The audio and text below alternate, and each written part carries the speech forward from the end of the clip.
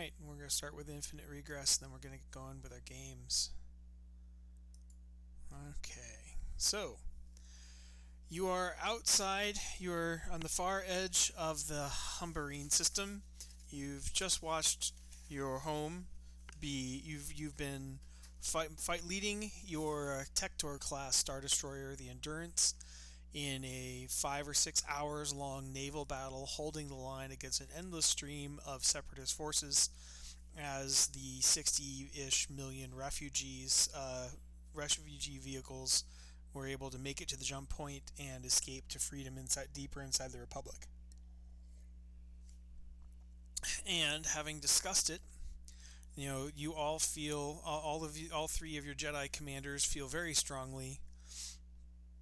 We don't actually need to have him there, right? Feel very strongly that you've about had it with the Clone Wars, and Yep. let the galaxy burn. You're off to go do your own thing. And I think Sarge has vocalized, we're through following these people. Let's just take over the galaxy ourselves. And that got a couple echoes of agreement in between the players. That sound about right? Yeah, definitely. I feel like Sarge didn't really have much of a stake in the Jedi in the first place, but I definitely feel it resonating a lot more this time around that it's mentioned. Okay. So it's time for the fleet to form up, and everybody synchronizes and hits their hyperspace drives. Your newly rebuilt theoretical hyperspace drives, assembled on the surviving notes of the man, of the engineer prof who got kidnapped by the separatists and tortured into permanent brain damage, and it was not allowed around to see the completion. And you've got engine parts all over the place in storage, so you can finally equip those stealth drives at some point. But it's put up or shut up time, lest the 2,000 to 3,000 enemy starships finally make their way out here and kick your butts. No matter how many fate points you have. That about sum up where you are at? Yeah, I think it definitely does. I am interested to see what direction our group ends up going in terms of long term and the strategy of how we're going to get there. Oh, I think we're going to have plenty to entertain you. The thing I hate about my headset is it gives friction noises every time the cable hanging off of it touches my shirt. So anytime I move my head at all, I just hear rub, rub, rub, rub, rub, which is hella irritating. All right, so If you'd prefer to switch over no, to just doing your laptop, we could do that too. I'm good. I'm good. If I loop it around my neck enough, it doesn't move enough to make the headset adjust on my head, and I don't have to hear that. Okay, no sudden movements then. Don't hurt Right. yourself. Yes. As long as there's no explosions, fires, and I don't get swatted, I think I'm okay. And you are the mouth of, you are the best natural leader in the group. So why don't you give me a nice rapport roll for the countdown for Task Force 13 to jump to freedom. You want to make a speech to your men that we've hit chief peak bleep it and we're off to do our own thing, or are you going to let them know after you jump into the unknown? I think it would be prudent to do it after we do the jump. Okay, fair enough. Yeah, most of it's just going to be making sure that everybody gets through in the logistics of cleaning up the stalwart defense that we have.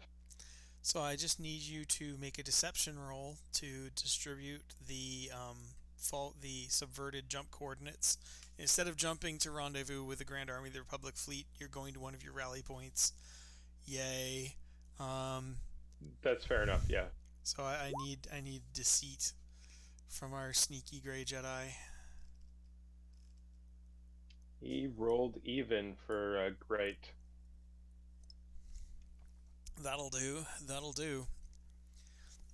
Hey guys. Hey, welcome, sir. Hello, Hello. and congratulations. Oh, thank you very much. Yep. Cookman, I just drove down from Hartford on 95 through New York City to Newark. That does not sound fun. I am not. That wasn't any fun at all. In the rain, mind you. In the rain. Yeah, New York City drivers are the worst. They're insane. The fact that you live there is impressive, my friend. That's impressive. I think he takes the subway. I do. I almost exclusively take the bus and the subway. And now we know why. Well, I didn't have that option, but holy crap, that was nuts. Right. Yeah. Hartford to Newark, you wouldn't, but no, I can. You know, you've survived New York City driving. You should get a shirt for it or something.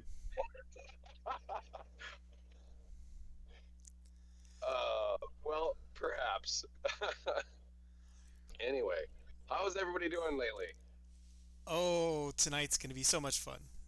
Hey, I just got my latest book. I just got my final revisions off to the publisher. So I'm it's just swords and religion after nerding for the rest of the weekend. I'm pretty happy. All right. Awesome. Well, congratulations on that. I if it's the one that I was part of, I appreciate you letting me be part of that. Yep. Everybody who got their feedback to me in time, I've gone through all and made what changes I'm gonna make, or added explanations, and on I go. Back to writing fiction, because reality just depresses me. So we are recording tonight's misadventure for the sake of the ill and the absent. We're going to be starting a whole new campaign based on gamer feedback. So today is day 1, and this one is not going to be really skippable. So I'm glad to have you both at the helm. Yes, sir. So, as a quick recap, your characters have just finished about a 6-hour standing naval battle at a hyperspace on the outer edge of the Humberine system, at a hyperspace jump point. And as you watched everything you fought for over the last almost 2 years burn in front of your eyes. But you did get 60 million civilians out, but the consensus of the Jedi in the sudden feeling of being in control of their own destiny is, bleep this, we're out of here. I think, how did you say it? The world, the galaxy is a garbage pit. Let it burn. We're out of here. The galaxy is a dumpster fire. Yeah, the galaxy is a dumpster fire. Yep.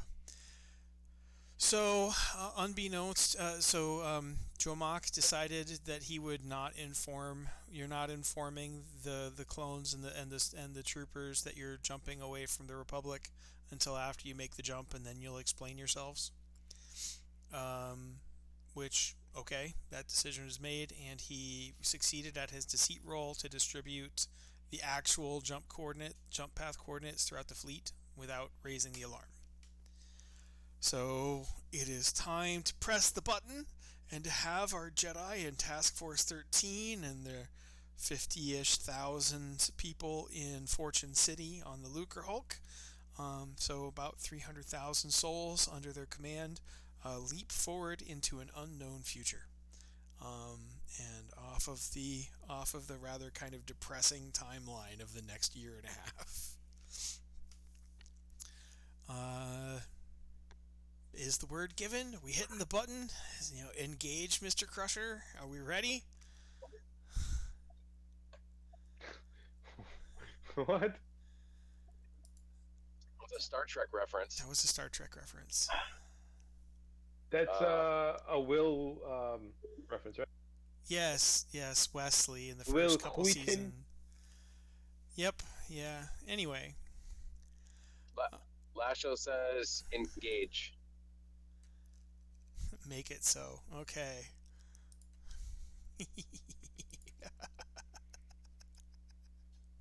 I've been waiting to do this for a long time.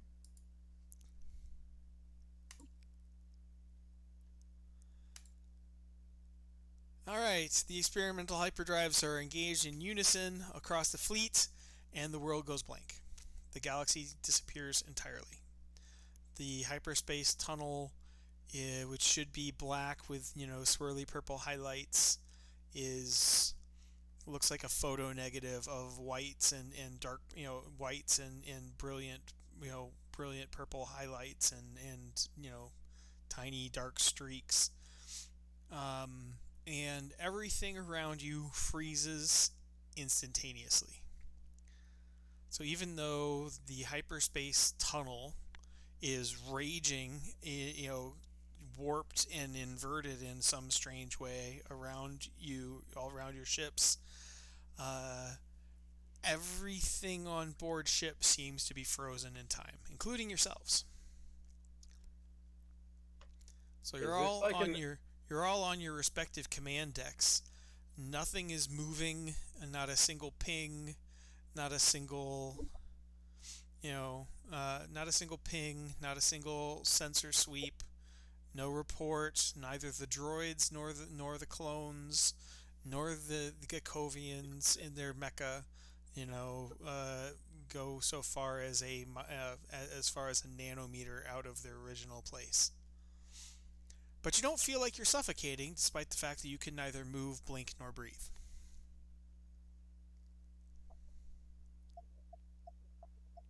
Just suspended animation. We're either in the Matrix or we just got iseki'd, which means portaled into like another world. Isekai.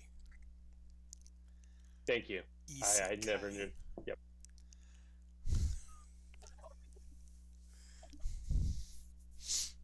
Yeah. Well, if you think that I'm gonna hit you with Bus-chun, the friendly portal to the next life where you are the hero of a fantasy world and ridiculously bosom over affectionate people will be your neo harem, you have another thing coming. It does not include harems for most of it. I said neo harem. Pseudo harem? Not No, necessarily the nope. stooping, but a No, whole lot no of hair. inappropriate hugging and jiggling. Anyway, It's a normal magical world that is not Star Wars. that's what I said. An inappropriate level of hugging and jiggling. No, this is some wolfmen, some elves, some dwarves, a few magical talking books. Watch Gate. It's one season. It's ridiculous. But you have to watch it with in Japanese with the subtitles on. Because the subtitles are hilarious. Like, they pawned the subtitles off on a disgruntled intern, and the intern decided no bleeps given. He was going to just totally office space his job.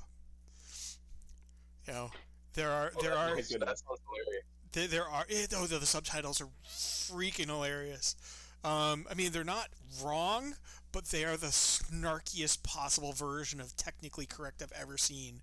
Like, at one point, someone gets screams while getting devoured by a dragon, and the subtitle is actually devoured by dragon scream. Nice. Is that the one where there's a portal that opens up, a gate that opens up in the city, and then the military goes and Yep. Yeah. faces off against? The Okay. Japanese Defense Force goes and conquers a small kingdom worth of Fantasylandia. Yep. And so you get to see like Sergeant Girl Boss completely Krav Magaing the bleep out of like the King's Royal Guard. It's hilarious. So we're doing something like that? No, you wish. Josh didn't vote, but I have had several conversations with him. Rosebro didn't vote, but I had several conversations with him about his preferences, and I know where that tipped the balances and what's going to happen. Okay. So, are we moving? Will we come out of this suspended conscious animation, or You do we have to reach out in the force and try to force our way out of it? in the middle of, well, you can try and force your way out of it. That would be really impressive. Because everything you know how to do in the force requires time. Yeah. Oh, and there isn't time. Time's not happening right now. Correct. I suppose you guys could pay fate points for like Deus Ex Machina saves. The force is outside of time, though, Bruce. Isn't it? The force is outside of time. That It's might not be why you're able to bound. perceive anything. Ooh. The I'm thinking of like the Bendu in Reb in he In yeah he Rebels. talks about like in Rebels he's not within any of the petty things of the galaxy. He's outside of the time and space. He merely exists at all times and all places. He does throw that idea around, but it's hard to tell from the context whether he's just referring to being immortal due to his connection to the Force, or if he's talking about genuine timelessness, and how much of that is of how much of what he's saying describes his own existence, and how much of what he's saying is a clue bat for Ezra Bridger in season 4.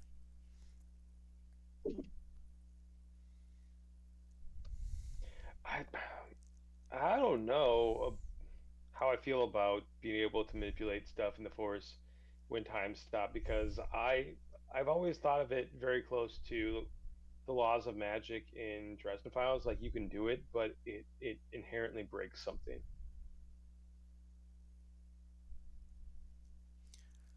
Well,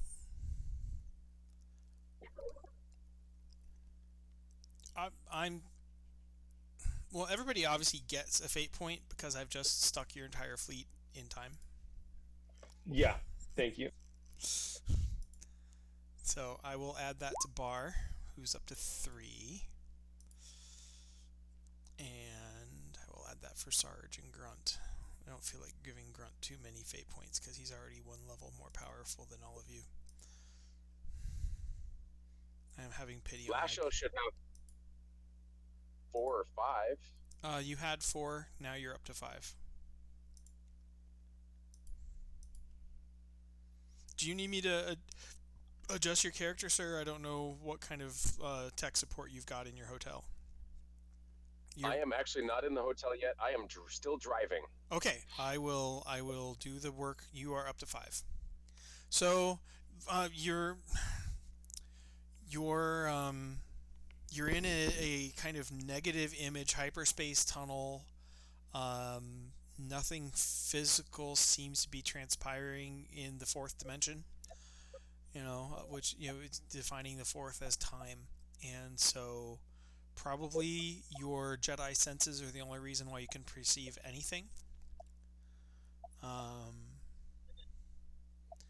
And you guys obviously can try to make declarations like we will all give you fate points if something rescues us, but or you can try to figure out this problem on your own. I want Cookman. Cookman's the only one to know who needs to know that I spent 45 minutes looking for my madness maze, and I can't find it. It's lost in old computers, so he doesn't have to go through the madness maze. No. I know. I cry a little bit in my heart.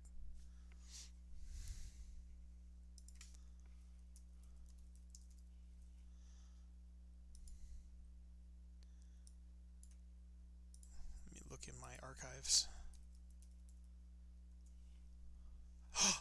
I have it! I have it! Oh, why didn't I just look at Yay. Roll20? And nerds are choice everywhere. Play amongst yourselves, people. I've got a little bit to do.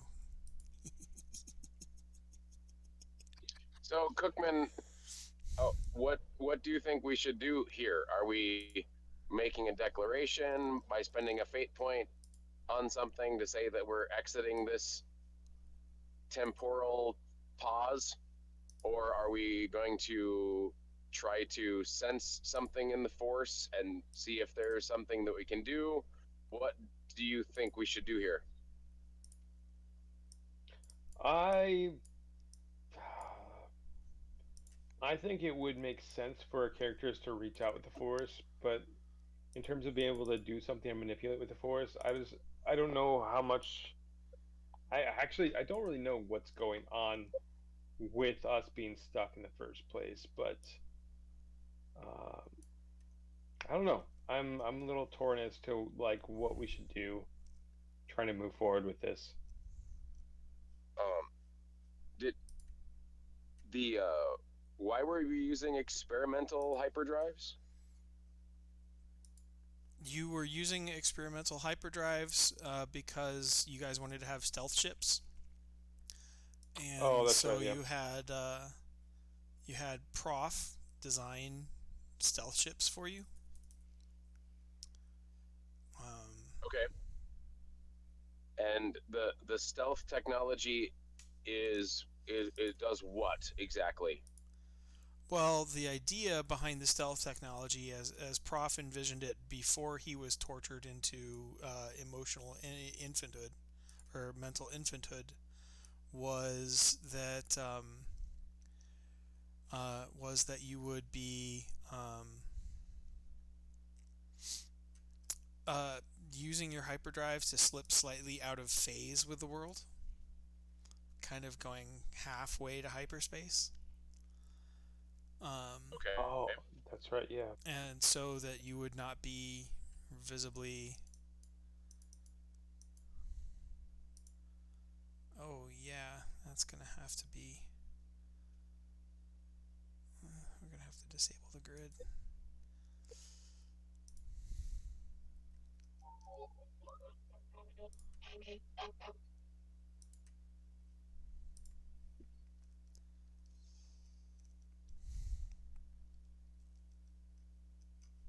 So it sounds to me like the hyperdrive and the stealth technology sort of malfunctioned and we got caught out of phase with the rest of the galaxy. Sounds like it. So if we're out of phase, can we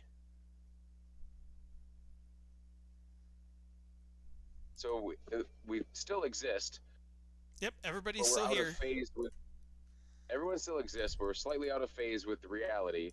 So can we bump the can we essentially use the force to bump ourselves back to in phase?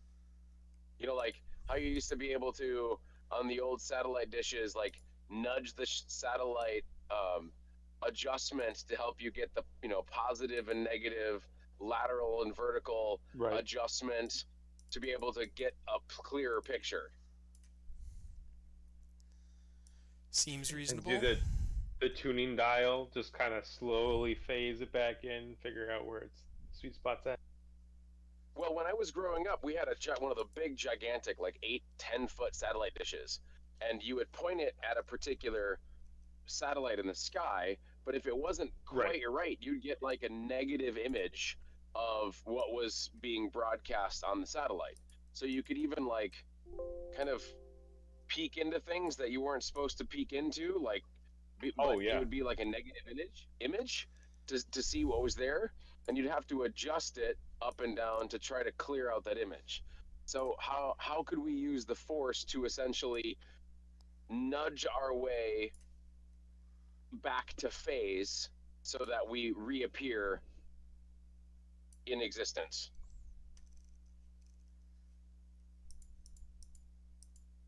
Well, like, do we do it on like the molecular level? How can we do that? Lasho's such a fixer in the group too, so this makes total sense for you to be saying this.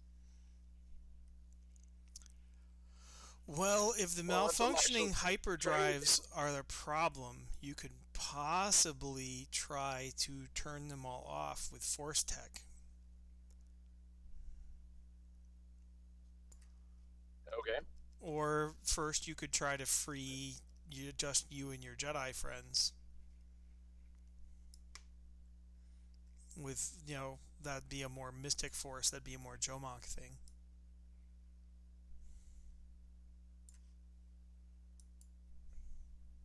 Gives me the heebie-jeebies, but I think it's a good idea. They should do that. To try to push ourselves back to phase. Well, are you trying Or- to um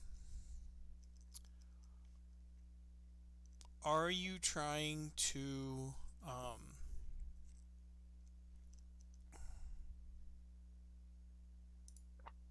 We don't want to go out of phase with everything else. Like that would suck to literally just be teleported back into a hyperspace by ourselves. so Yeah. I guess and get you ripped have, apart. let's have some lore rolls to see what plans, because of course you aren't able to communicate with each other because that's something else that requires time. Right. Yeah. So got great lore from Jomok. I can roll Asho too. Would you be so kind? Roll it. Oh, got a great lore for Lasho too. Okay. Each of you thinks you have a potential. Each of you thinks you have a potential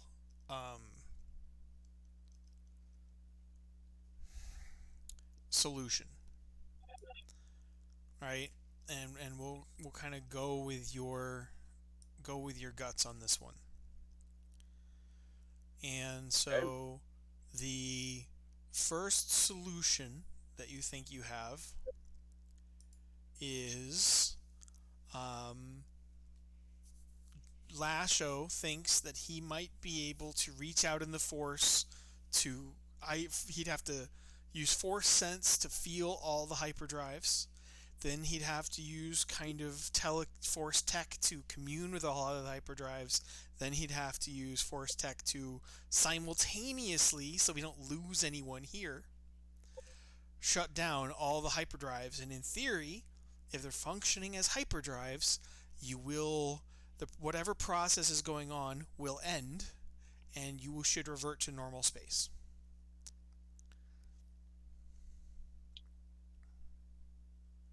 Okay. And hopefully not burn up on Rand. Meanwhile, in Jedi Counselor land, you can feel, without the ability to move, you don't know how you would be able to affect any change. And so you think you could feel the force essences of yourself and the other Jedi. Right, very similar to Lasho sensing sensing the hyperspace engines. Then you could commune or establish, focus on your oneness in the force with these other bright lights. And then you could, if the force is what's allowing you to even perceive, right, because the force is beyond time. If the force being beyond time, then if you could imbue yourself and the other Jedi with enough force, maybe they'd be able to move and function in their ships and affect things. So moving around while still in phase. Well, kind of phase up or something, right? If the force is the lubricant that's allowing your mind to slide forward slowly in time, then you can dump a whole bunch of soapy water on yourself and all of your friends, and hopefully walk around and do things like hit the button that says what? That's some analogy, Bruce. I was deliberately avoiding the first image which into my mind, which involved tonnages and KY jelly. So, moving right along. Thank you. Thank you for not using that one. Okay, so you can go with forced analogy, or you can go with that man needs a savior badly. So either way, we can move forward. But you basically have identical rolls to make for different solutions. Who knows which one, but who knows which of them will succeed. And I'm kind of, given that time doesn't really exist, I'm kind of using a race mechanic to see which of you succeeds better, which will let me know which of your plans actually takes effect before the other one's plans do, which means I will know what direction this adventure is going for the rest of the night. Adventure or misadventure?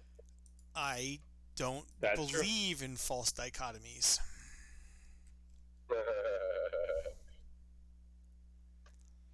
Well, yeah.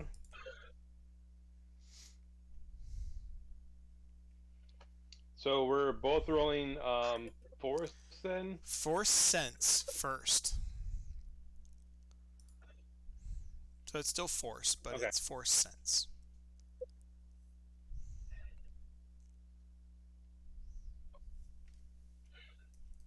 Dramak rolls a superb.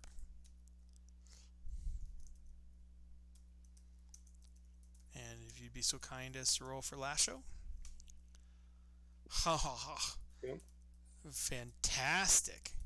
So you each, knowing what you have and having minds forged in the fires of the Clone Wars, push out and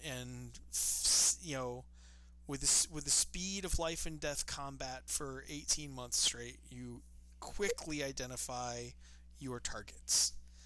Now we establish our link to your force tech and force probably telepathy for Jomak.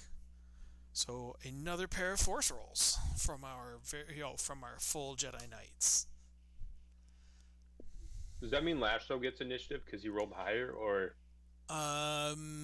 Initiative doesn't matter. I'm going to be looking at your totals.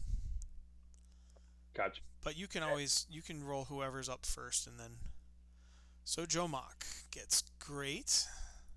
Jomak is now up to 9 shifts, and Lasho.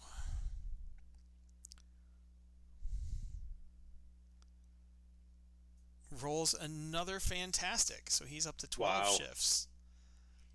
Interesting. I was kind of hoping for the other way around, but we can work with this. Let's hope that it'll go good. Another set of rolls? Yep. Last roll.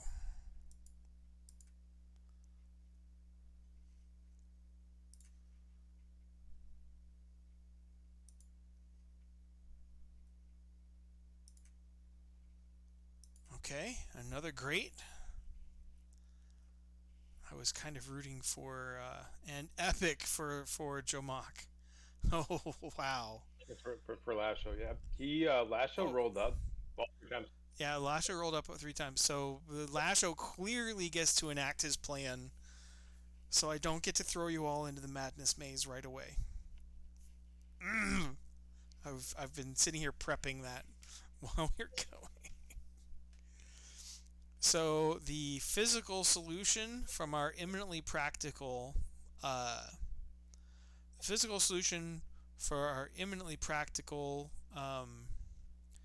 Jedi Knight and General falls into place. Give me 1 second.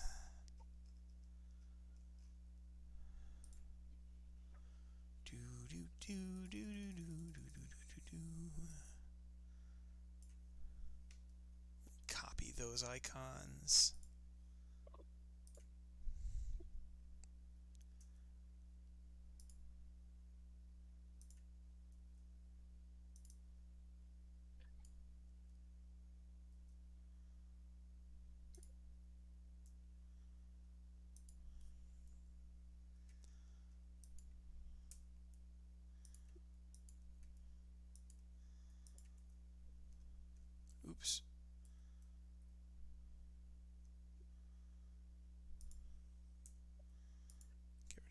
Get rid of you. You go over there.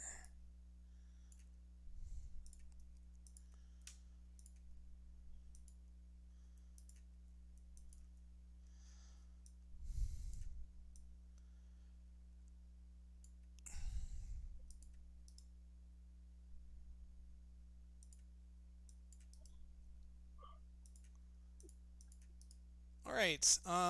The star drives, the hyperspace drives, disengage simultaneously in every ship, so you fall out of hyperspace with a random drift, a random vector drift, which can cause collisions in formation flying, which is your next problem. So, I'm gonna need military to sort all of that out, to command through the imminent collisions of your fleets as they tumble, having lost hyperspace power, and to get back in formation. Everybody gets fate points, because you could lose ships, meaning tens of thousands of people die.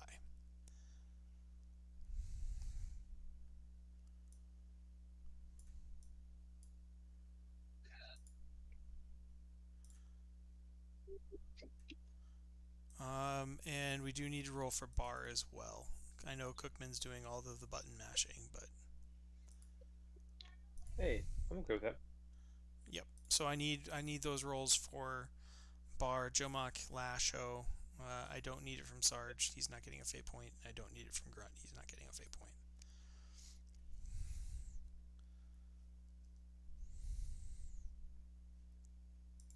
These are force rolls?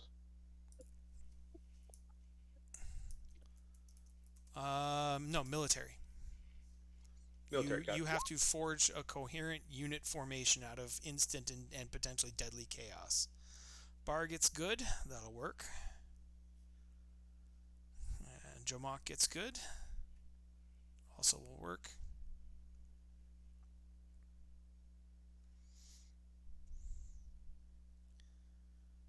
We'll see how our general does. Lasher rolls down to fair. I don't know. I think I might be inflicting some damage on the Lucre Hulk, unless he's willing to pay a fate point. He's willing to pay a fate point. Okay. For the Jedi General. You actually no longer have that aspect. It is mysteriously gone. You do have the aspect once a general, always a Jedi. What happened to that aspect? Oh, what an interesting question. Why did we have aspects change? There is a change in campaign that necessitated a change of your existence. Oh. You're hardly a general in the Grand Army of the Republic, are you, deserter? I see. True. No VA benefits for you. I don't think that was part of the retirement package. No, mostly just to ban a gas, plasma, and blaster fire. Yeah, indeed. I just got to the hotel. I'm gonna try to transition from the car to my headset and then walk into the hotel. If you drop out a little bit, it's no problem. We can take a momentary break. I'll try to get back as soon as I can. No worries.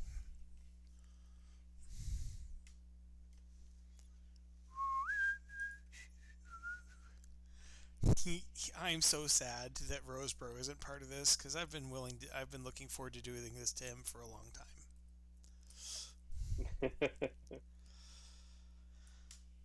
I made it to my headset, so I should be good to go. Okay.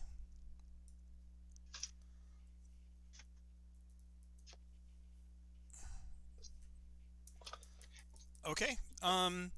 You have dropped out of. So you guys form up the fleet. With no loss of life and only minor injuries as people took a tumble. And you are now in the depths of interstellar space.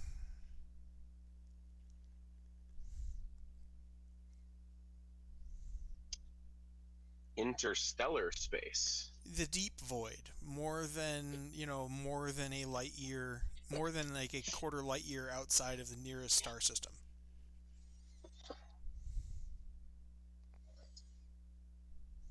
Okay. Far enough that you're not getting anywhere on engines alone.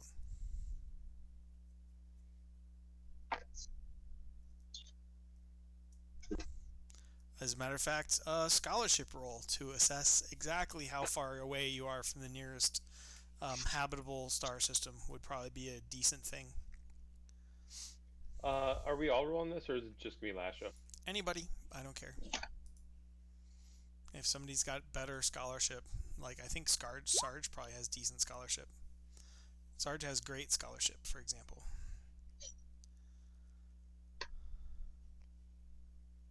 Oh, Sarge, always being prepared. Yep. Compared to the -1 that you rolled. All right. All right. So, Task Force 13, drop out of hyperspace in the relative void.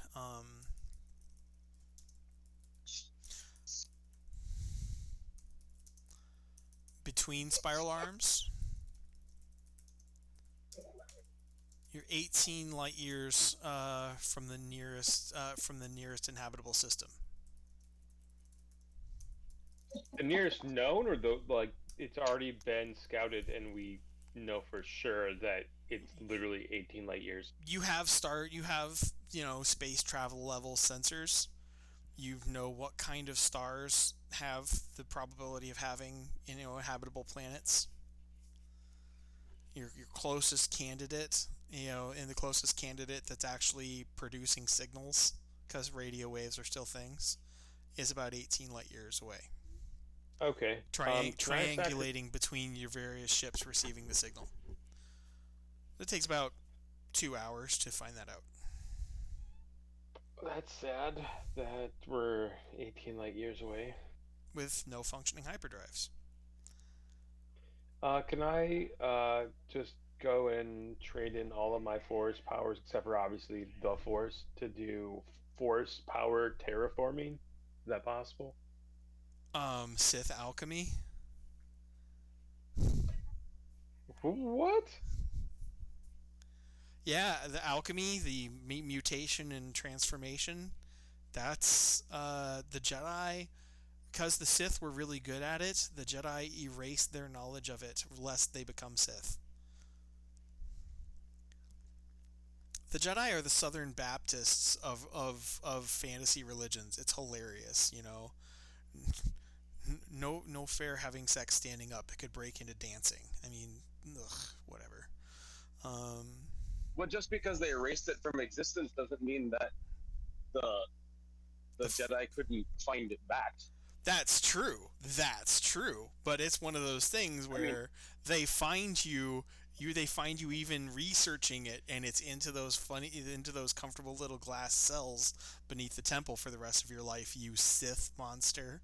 Yeah, but we're already looking at glass cells and we're out in the middle of nowhere, so this seems like a good time to do that.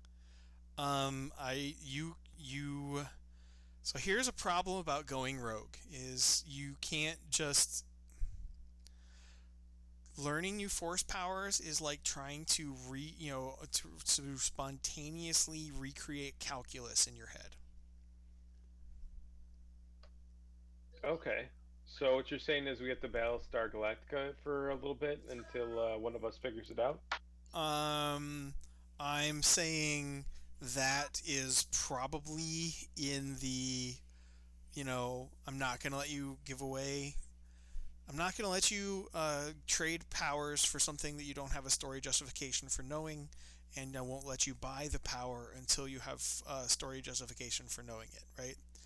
Now that you've cut yourself off from the Jedi Order, you're in Luke Skywalker land.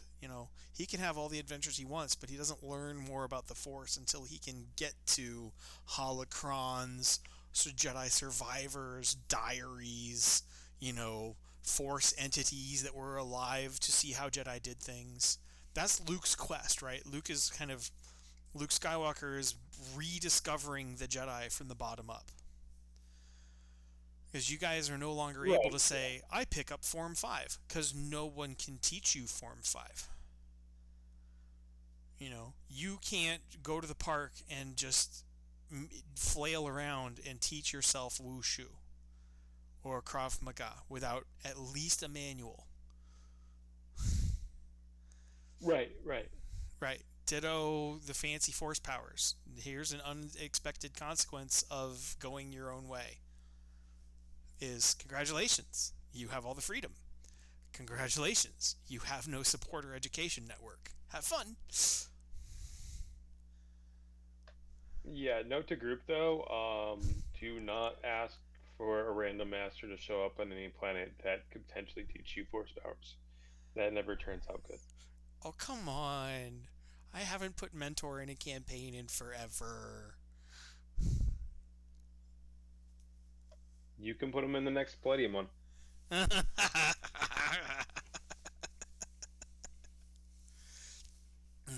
Okay. I did find a website that has archived all the original Dungeons and Dragons box sets. I was tempted. That is interesting. Yeah. Holy smokes. Playing like old TSR Gary Gygax invention Dungeons and Dragons. With negative AC? Yeah. Yep.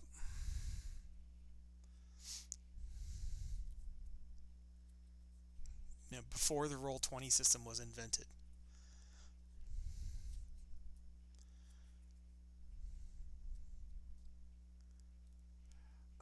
Right. So, what do you do?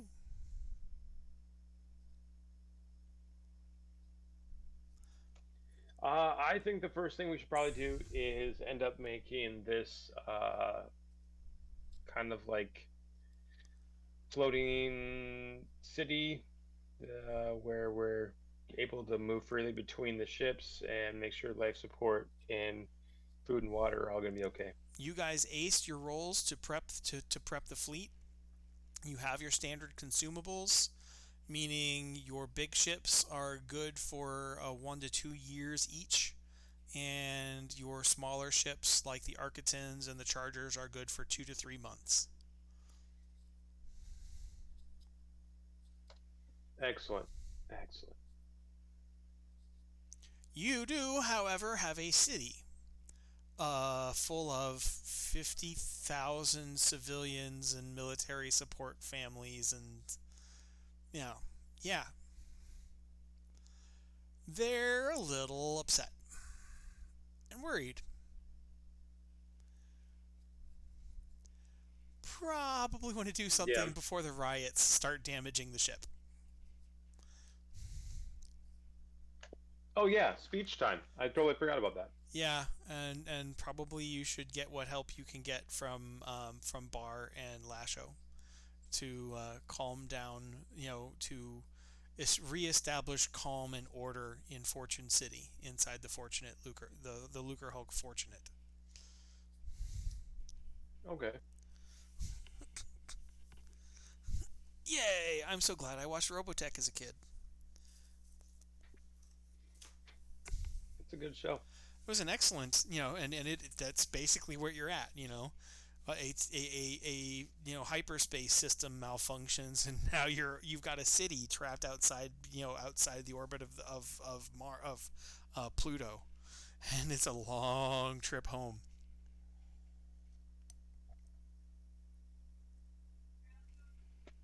All right, so it's going to be support roles from Bar and Lasha? Yes.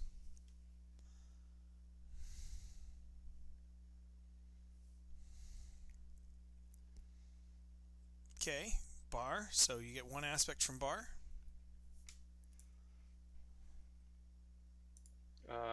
Josh, are you able to roll for yourself right now, or do you still need to do it?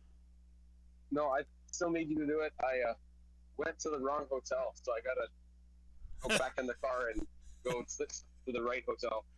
Oh, back into New York traffic you go. We will pray for you. Yeah, well, it's apparently not very far, but I still got to do it anyway. So it's just Jersey traffic. It's not bad. Okay, you did Well, awesome. once I got through most of New York and crossed into Jersey, the traffic got way easier. So you've got two support aspects from last show, one from Bar, which means Jomok's speech to the fleet gets legendary.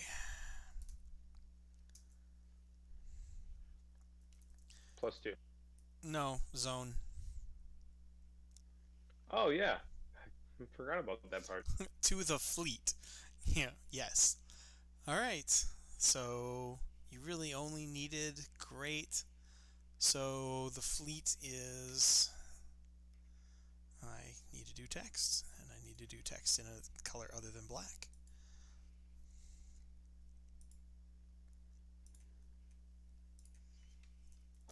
There's a book series about an apocalypse that basically had a similar moment in it where the main character realized that the government, the politicians, even though everybody thinks they're horrible people, can actually serve a purpose in these kind of environments where their silver tongue can help kind of like calm people down and make it so that everybody's able to work better together. So the fleet is scared but trusting, determined to hold together, and most importantly, still following you. No mutiny. Yep. Those things are worth writing down.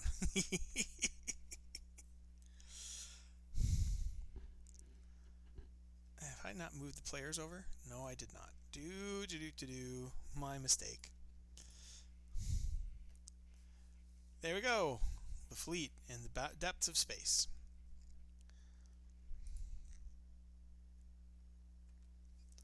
The distant trinary system all zoomed in up in the corner.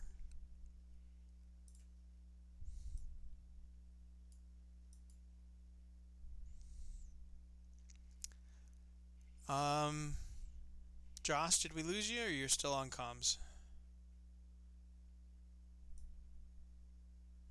Did we lose me? Can everyone hear me?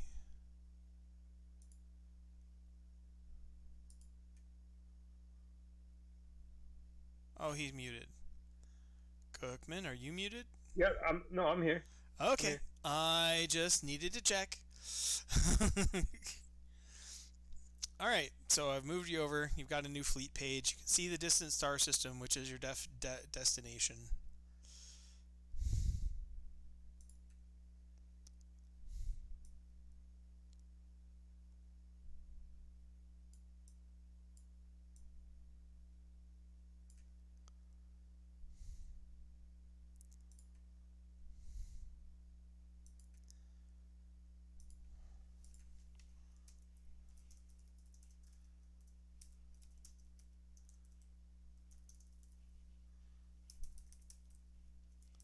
Next rest area, 18 light years.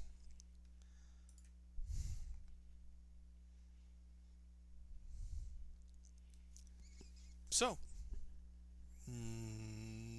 now what you gonna do? I'm back. Welcome back, sir. So, next, there's totally not a little Looney Tune sign floating in the middle, floating on posted in a single rock, floating in space, with the title "Next Rest Area, 18 light years, slightly ahead of your fleet." But it's still true. Now what?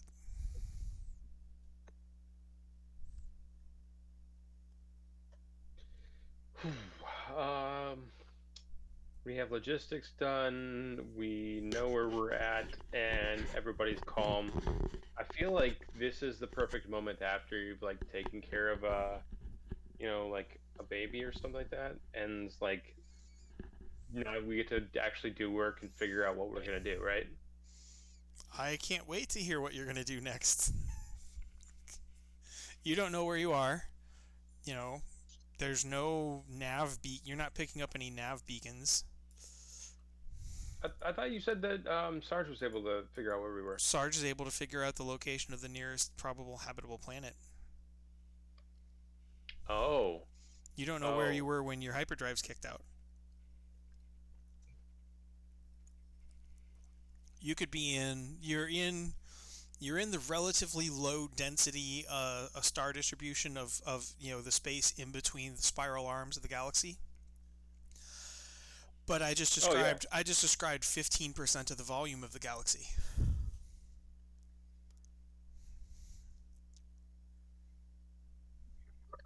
No, dang.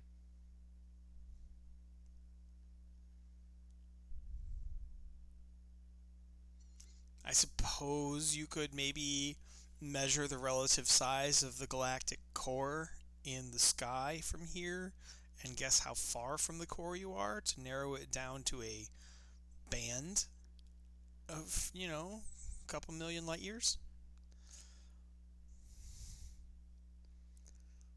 But, it's kind of beside the point at the moment. So your fleet is trapped in interstellar space.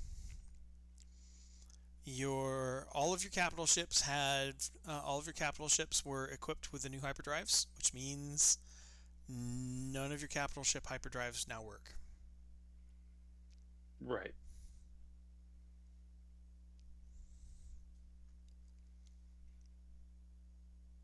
And you've got if everybody goes on reasonable rations, 5 months before you start running out of air and starving to death.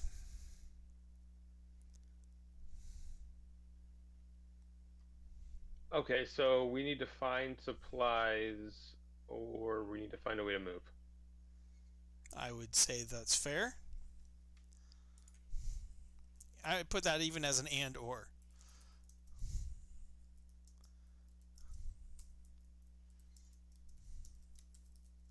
So how can we repair the drives? What do we need to do that? That's a good point. That is an excellent point. I think that would be a force techie kind of assessment, because assisted by the craft of other players, as our Jedi mechanic kind of tries to figure that out. Or it might be a question, or you guys might be failing at the flagpole test. Oh my goodness. This is coming up like for the third time in like the month, I think. You want to play officers, you need to learn the flagpole test. There's a reason it's part of it's part of the officer equivalent of boot camp. We already passed it at the beginning of the campaign, though. We're past that point. This is it's one of 2 or 3.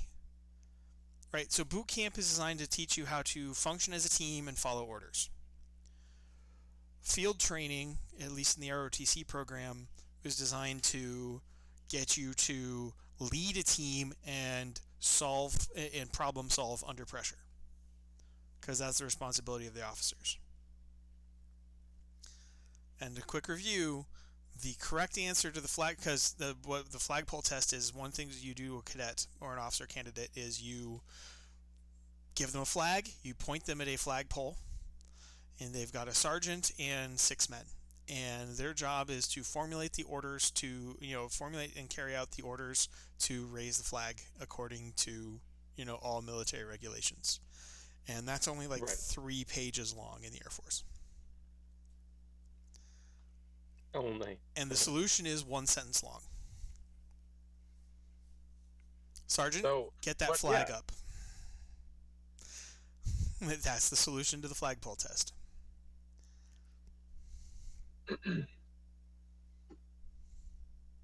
With 300,000 souls that were responsible for the generals should not be necessarily getting elbows deep in the problem solving of what's wrong with the hyperdrive. They should be assigning people to accomplish said task. Yep. So instead of craft, it becomes military or rapport. depending on makes your sense. leadership style. Hey, I know two guys who are really good leaders in their respective ways, and one furry hormonal imbalance who keeps shedding purple under pressure.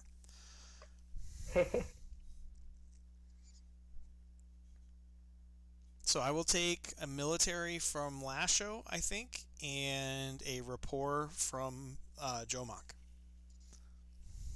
Sounds appropriate. Sounds good. And Cookman with the rolls.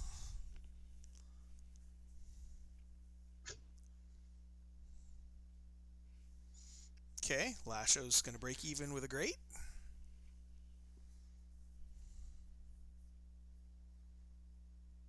And Jomok is going to go up one for superb. Congratulations. Pretty solid rolls. Yep, you each get 2 aspects. So in terms of military, Lasho thinks through his tables of organization and equipment, the TO&E. And his TO&E involves hyper capable units, including shuttles, transports,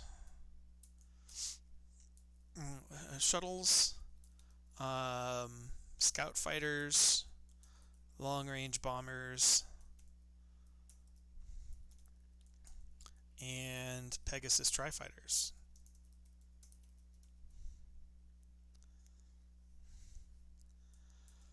That's scouting and supply material, and supply material.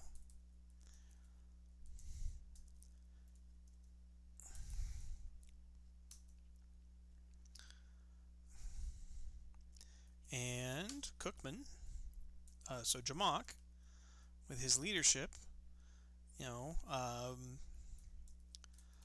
can arrange. He also gets 2, so he's got not just hyper capable units, but he's got motivated scouts and capable civilian negotiators alongside military quartermasters.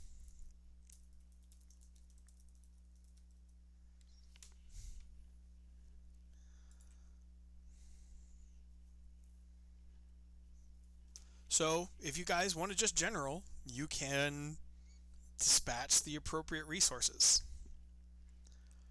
If you want to Captain Kirk it, you can hop in one of your shuttles with hyperspace capable shuttles and be at that next rest area in about half an hour.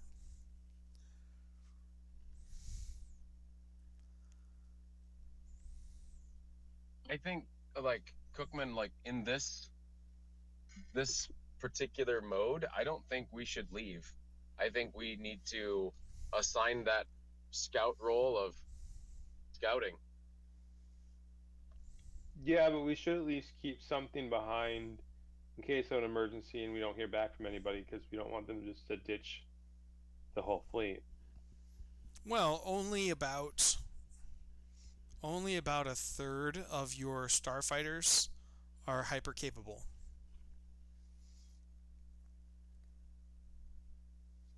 Right, your Y-wings, your Right. TriStar Pegasus fighters, your Y-wings, your TriStar Pegasus, and your TriStar Pegasus fighters, those are hyper capable, and you have rings for some of your J-19 starfighters, but you don't have rings for all of them, and hyperspace rings for all of them by any stretch. That's why you've got the mothership, the fleet carriers in your fleets. Right.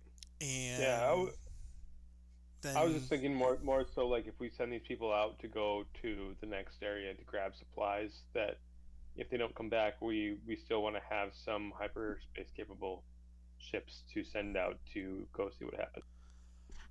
Then again, you three Jedi together are probably your most capable resource possible. Like, if you guys head out, you're probably going to solve problems that your NPCs just can't. even if some of the NPCs are they about level us. They don't have fate points. Neither do they have the Force. True. So, in the face of the genuine unknown, you're probably the safest people to send out because you're the people most likely to get home. True.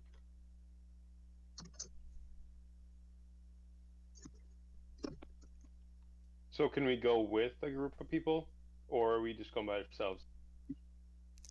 Well, I know which one's wisest and I know which one's easiest on me, and these are not the same answer.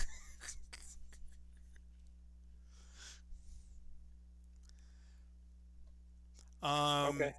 It So the depends. three of us. It depends on how covert you want to be. Right? The three of you in a shuttle is going to weigh way less, you know, than your standard light squadron deployment, where you've got six TriStar Pegasus, flying escort on three hyper capable shuttles, and you've got like 50 military personnel in total in your unit. Then again, the three of Yeah. you aren't really capable of fighting a small war without warning, and Light Squadron can. Right. Yeah. I'm thinking that given that it's so remote, that it's probably not going to be an issue, even with that next rest area being, um, like habitable. You're Not not like the you're not worried about getting noticed, or you're not worried about having needing 50 people as backup. I'm thinking the 50 people as backup would probably be the more likely need. Being inconspicuous is something that doesn't seem like it would. I mean, this is like back country, backwater I kind of stuff, I'm isn't it? That we're Yes, true. So like you visited Fisher, right? yeah, You yeah. take a semi through Fisher, people will notice. You take a military convoy through Fisher, and they're going to be talking about it for half a year.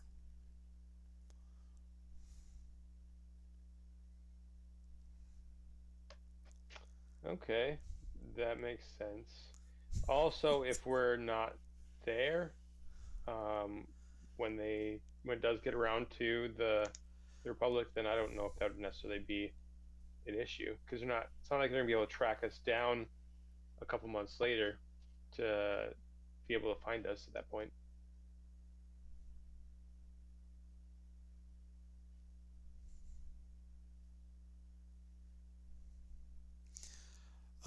So the engineers have a parts list. Um, your ships have backup hyperdrives, but your backup hyperdrives were also modified according to the plan so that you wouldn't have be stranded without a stealth system. And Oh, okay. since the slots, right? So all of your hyperdrives are actually new model hyperdrives. They're not completed, but they're designed to eventually build into a stealth hyperdrive. And so you don't have like a standard you don't have standard fallback engines either. They can probably rework the fallback engines, right? The backups.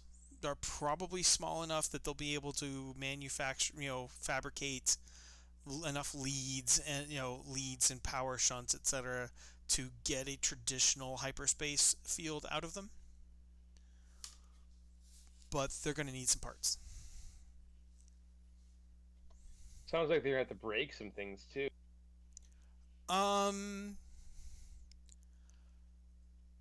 yeah, if you use these, none of the fleet backup hyperdrives are going to be stealth capable again.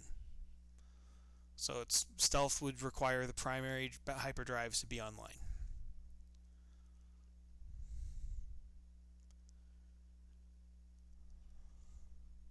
Hmm. And backup hyperdrives in Star Wars typically are 12 to 15 times slower than your primaries. Right, that makes sense. Yep. What's wrong with our primary ones? Do they know? They're not. So, no, the engineers don't know if they failed because they weren't completed or if they failed because Prof's design is wrong. In which case, they need a complete replacement. This was a bad time to bail, guys. This was going to happen anytime you hit those hyperdrive buttons. Or something similarly disastrous. But since you guys decided you wanted to bug out of the Clone Wars, I decided to make it easier on you.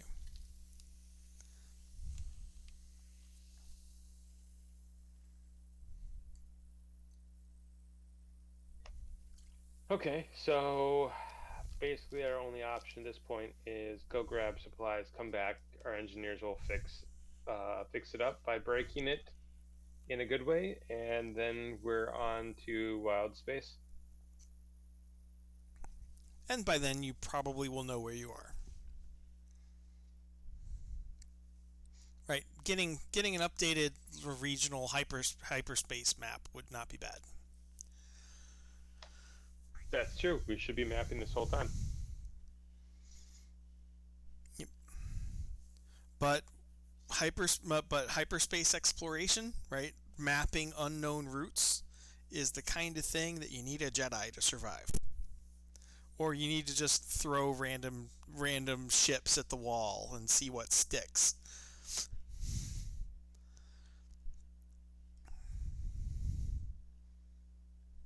Like, no sane, rational people without space wizard powers deliberately tries an unmapped jump.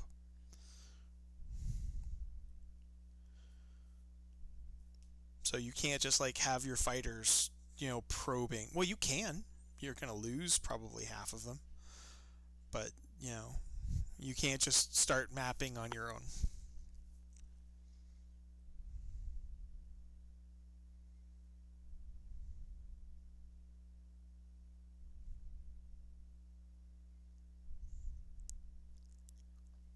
Well, I say we play it safe. We just try to get um, stuff fixed up. We'll do long-term solutions later on, as long as we haven't like screwed anything up too bad. Okay, so you're gonna need parts and maps as a bare minimum. Yep. Plus figuring out where the heck you are and what's going on. The good news is our Jedi have all picked up deceit, so they're relatively good at disguising themselves. Given how distinctively alien all the Jedi are, that's really impressive. So it's back into the robot suit for Jomok. Or back into the full body armor for Jomok, and into the robot suit for Bar, and yeah. Zabraks are enough near humans. They're hardly the one planet distinctive alien species, the other two, so just the face paint, that'll work. You can actually whip out your crime lord disguises and just use those. It's not like you haven't established them. Well, they sound fabulous. Well, and you've established it in game. Hey, look, we have disguises. Weekend has alternate identity.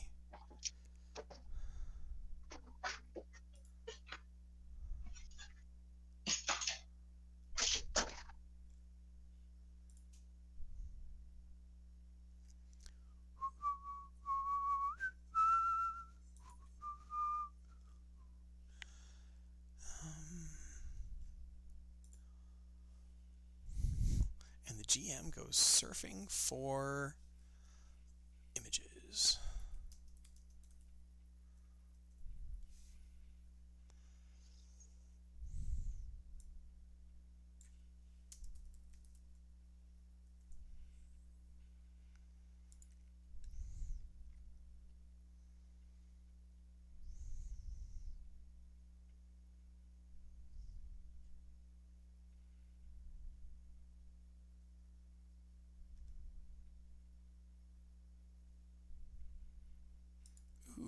That's very cool. I am totally stealing this.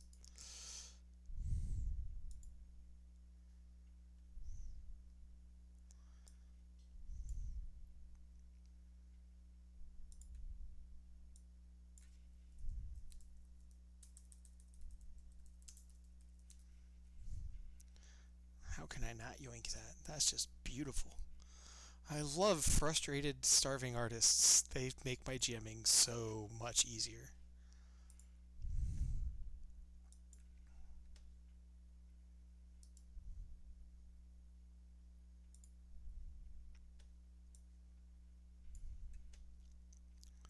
Minimize that.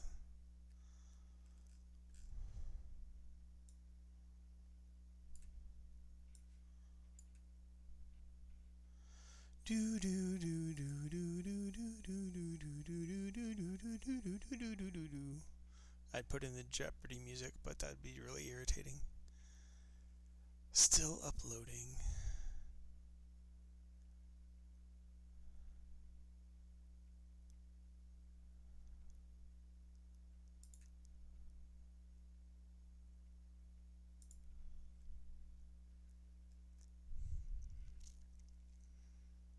Okay.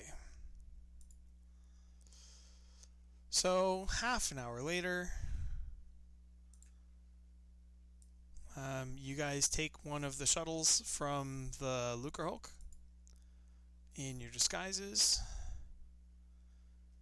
and you drop off in the trinary system, where there is at least one functioning spaceport.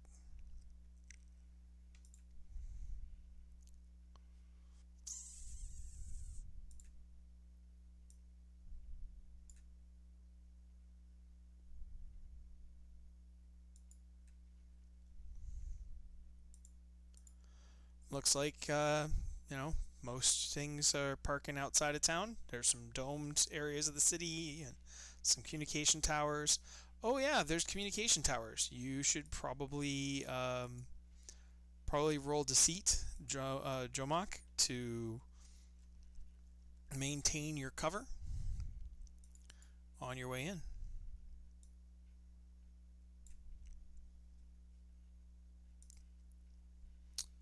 And I am once again. Okay, I didn't clock out. It's just. Am I still quiet? Yeah. Okay, it's just quiet. Okay. Just I'm trying to get everything checked in here. No worries, sir.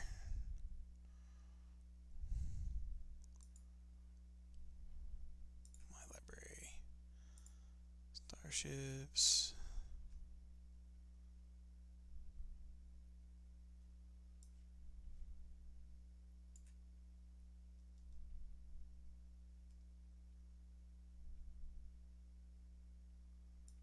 Totally not the actual shuttle we're using, but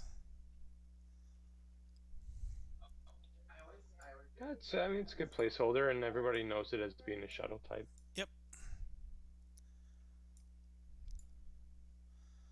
Okay, so you come in. So traffic control contacts you, shortly before you hit atmosphere. On the dry but rocky, the equatorial region is kind of dry and sandy, as equatorial regions are wont to be. So, but it's a great place to have a starport, and you need to. So unidentified shuttle. State your name, itinerary, and prepare name and itinerary, please, and deceit.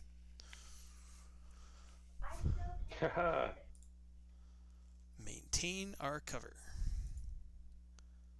Great deceit. Okay.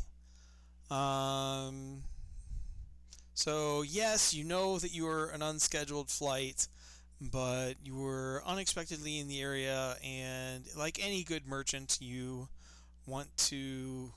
just want to explain. You just want to see what there is, what trading opportunities there may be. Just purely a prospecting trip. You are scanning pretty heavily armed for a merchant vessel. And what do you have to say about that?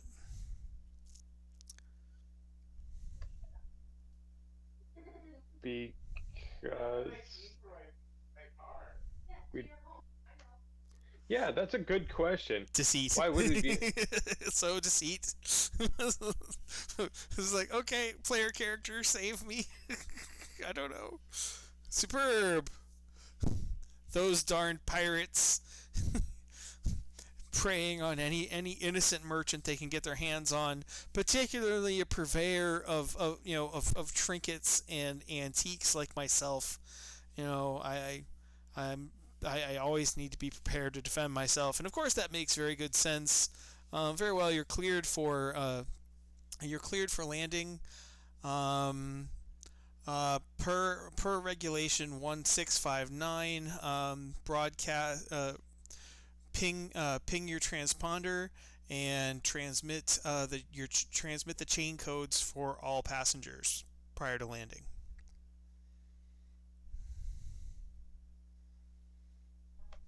We have chain codes. You've never heard of a chain code?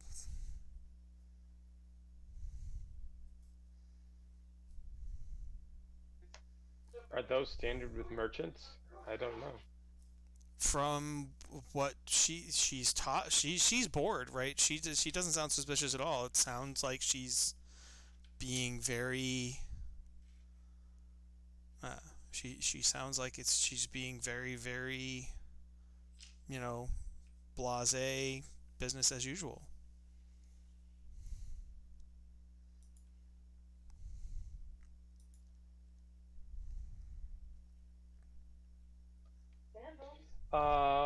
Yeah, so that's a.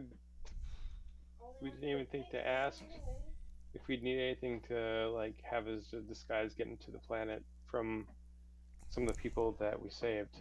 That would have been nice. What you've never heard of a chain code before? You have no idea what she's even talking about. So Right. probably nobody on your fleet could have warned you.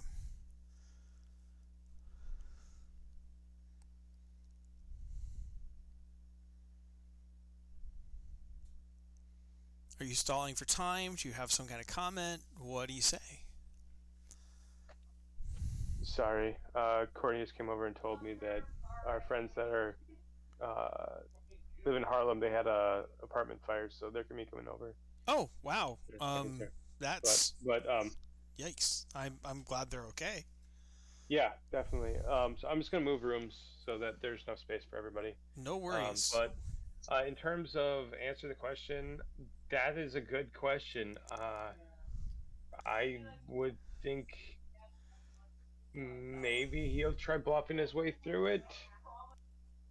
I think Are if you it's gonna? if it's a chain code, maybe we can talk about saying something to the effect of, we're playing off ignorance. You can plead ignorance. That would be rapport. Like genuinely, I have no idea what you're talking about. Okay, yeah. Because you're not lying. You're Great rapport. Superb. A superb rapport.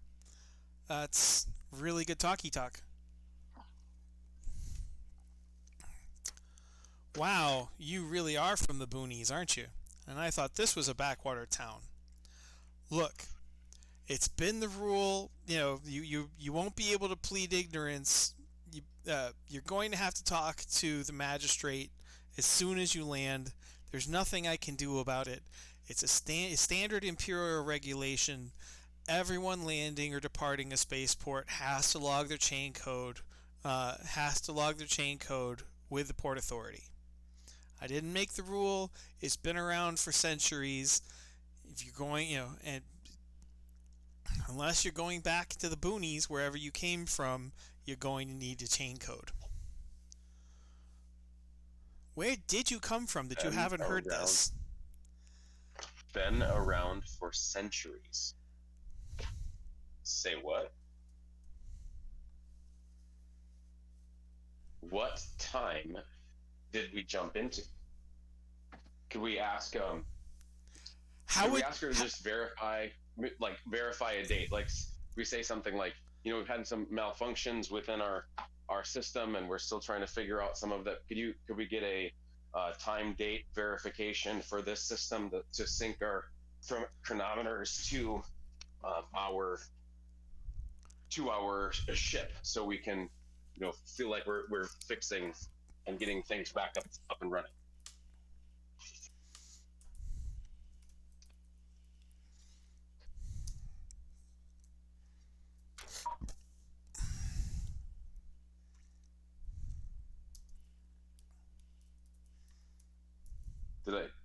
Am I muted? No, I'm not muted. You're not muted. No, you're not. I think that's a really good idea, actually. It's 990. It's 993:02:15 NO 15:20 local time.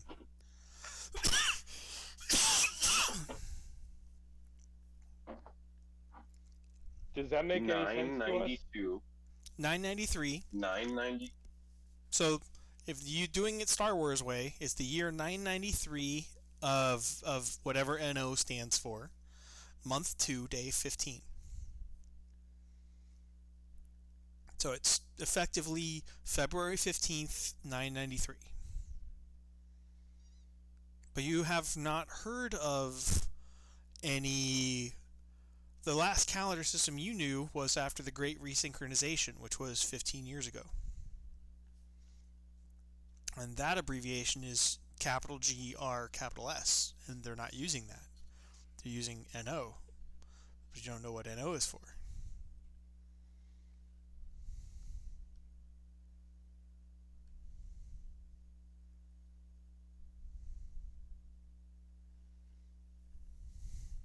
I do have a question about that.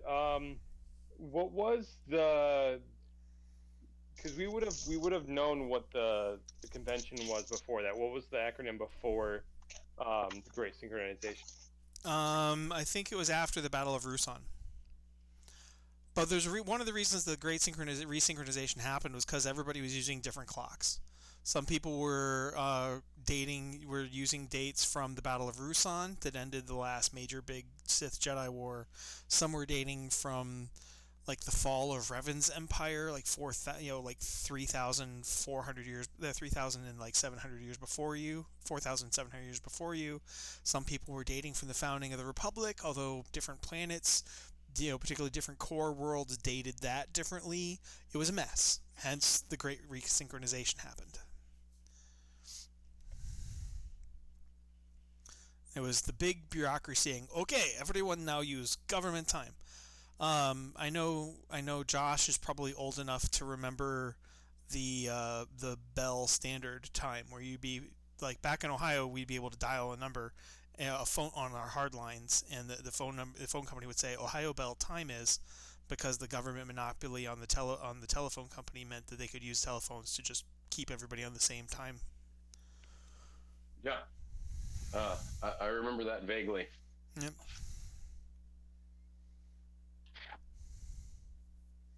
So Star Wars did that about 14 years before the Clone Wars happened.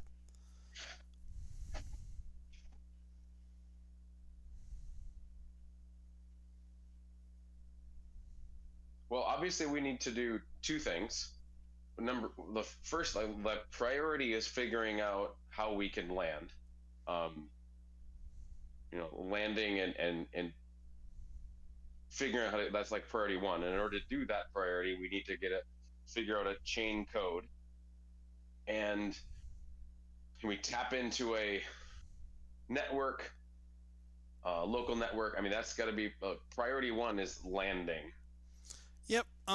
So you've got a pair of options. You've got three options, right? You can try to sweet talk your way in. We're helpless merchant yokels from you haven't even heard of it. Have pity on us. Or you can deceit, or the old Jedi mind trick. You don't need to see our identification. These aren't the droids you're looking for. We can go about our business. Move along.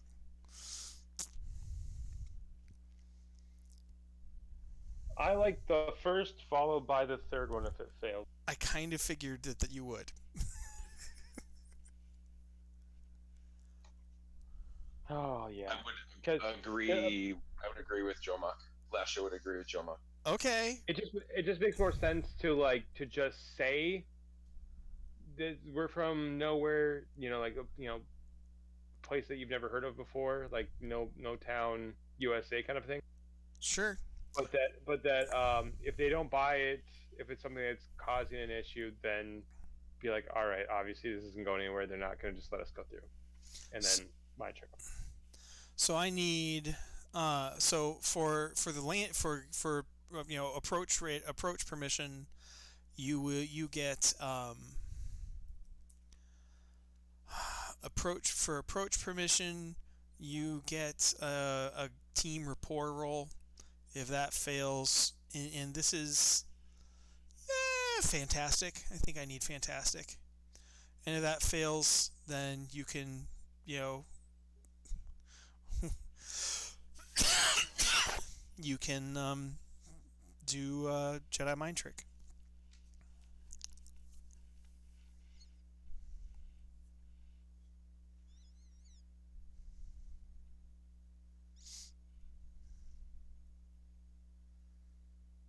Joma needs to roll it.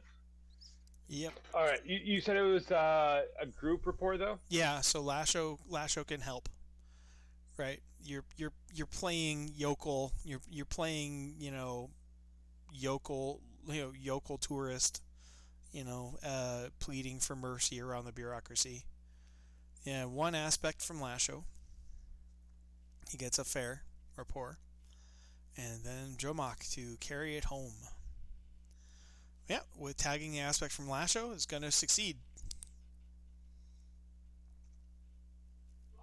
Oh, thank goodness. Yes, indeed.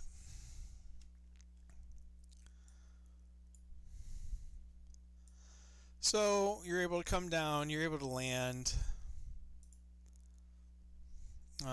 For the sake of ease, we're going to have the others stay and guard the ship, and have you two do the talking and the walking. Sounds good. We can talk and walk. Yeah. It makes logical sense, but also story sense.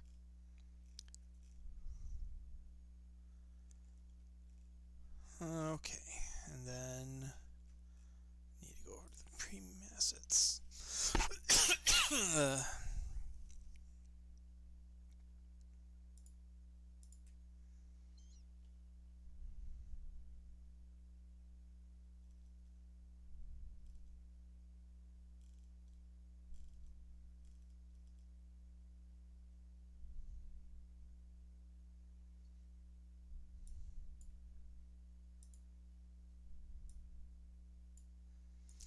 And a gentleman in a unit. Oh, so on your way down, I want notice and investigate. Just mundane notice. Mundane notice.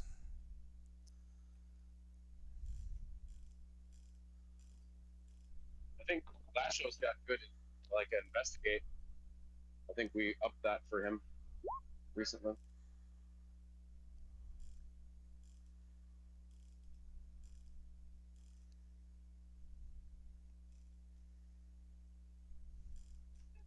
All right, I'm rolling everything.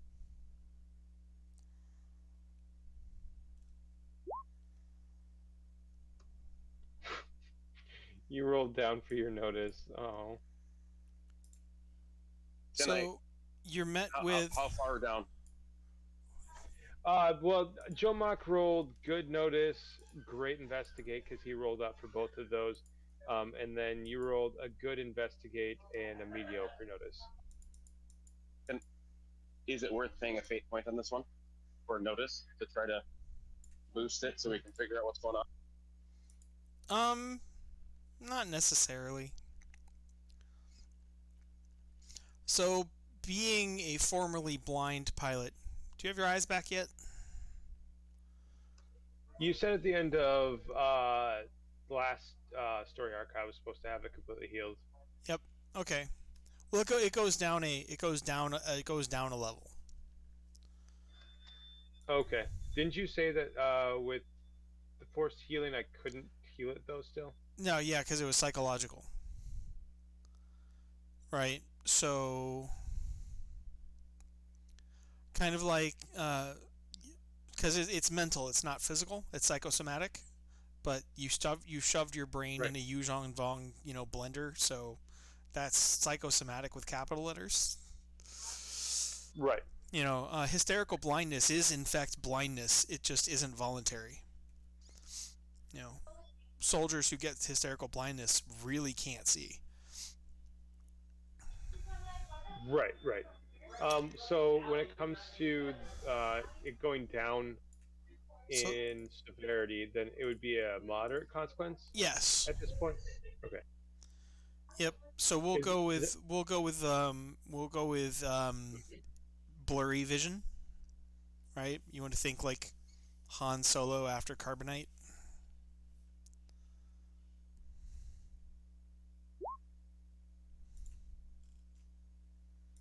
Yep. Oh, you want a fate point for it? So you also don't notice? no, No. Okay. no. All I right. was just clicking on to show that I have. Yes. Okay. Good. So none of the starship, while you can identify the function of every starship that you're parked near, you can't identify the maker model of any of them.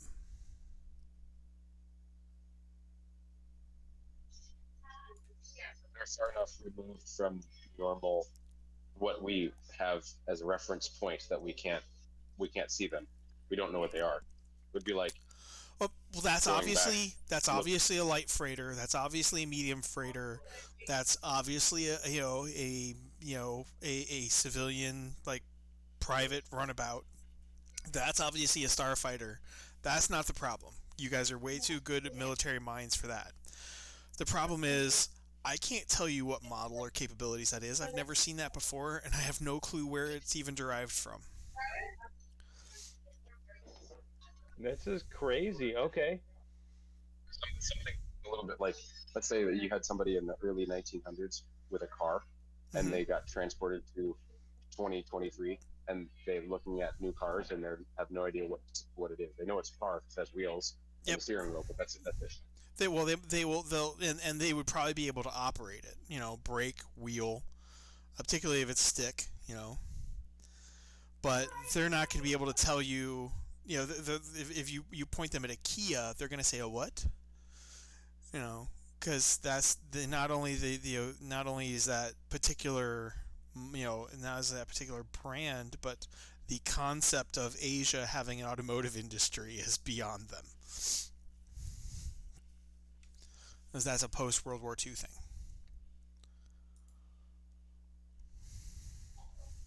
Right. Much less Korea, right? I mean, the Korean War was bloody devastating, and mostly burned South Korea to the ground. But they rebuilt a modern country on top of the ashes, and North Korea didn't have to. So you come down the ramp while the other two decide to stay and guard the ship. And hey, they are very capable of guarding the ship. You have to admit. And you are facing an officer in a crisp, neat, sharply lined uniform that almost looks Grand Army of the Republic, but is clearly not. And the four armed troopers in behind him probably are clone troopers, but you've never there's no personalized identification on any of their armor, which is weird because clones love to personalize their armor. Even if just their unit colors, and they typically go way more than that. So you've never seen, it was like 3 or 4 months into the Clone Wars before seeing an all white set of plastoid armor was a freakishly rare. That person was fresh from Camino, or that trooper was fresh from Camino, or that's actually the only thing you could think of. And these guys don't move like rookies. They're not nervous. They're not looking around. They're actually like casual and bored. And you've never quite seen the cut of their armor before. It's not clone phase 1. It's not clone phase 2. They're carrying carbines instead of full-powered military rifles, which no respecting clone trooper would do. What? The mystery deepens. Yeah, it's kind of like a Twilight Zone episode for you guys so far. With a sneer and a clipped, slightly weird accent, the officer's like, I don't know where you flew in from, but if you flew in on that antique, you are to be, I don't know whether to commend you for your bravery or your stupidity. In any case, I am to take you to the governor's I'm taking you to the governor's center for in processing. You and all of your passengers.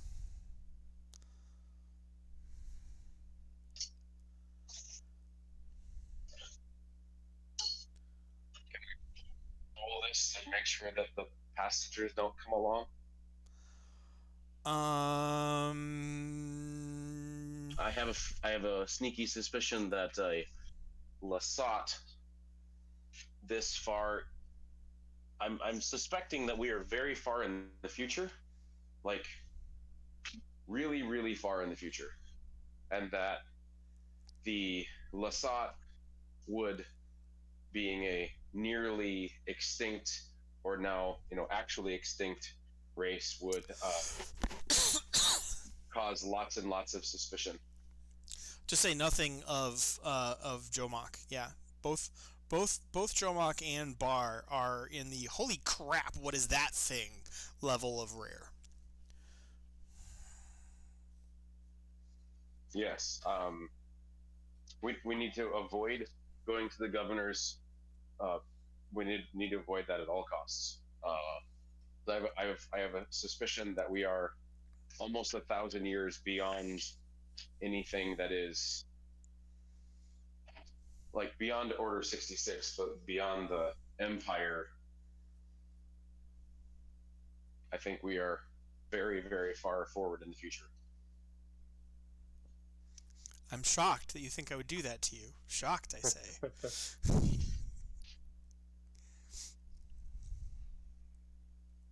I think it's verging on the point of the Emperor has won, completed Order 66, and there was no rebellion that happened afterwards either.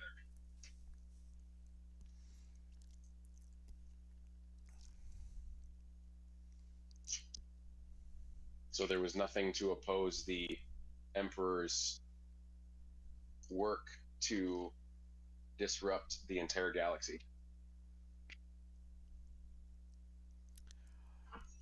The facts you're seeing seem consistent with that theory, but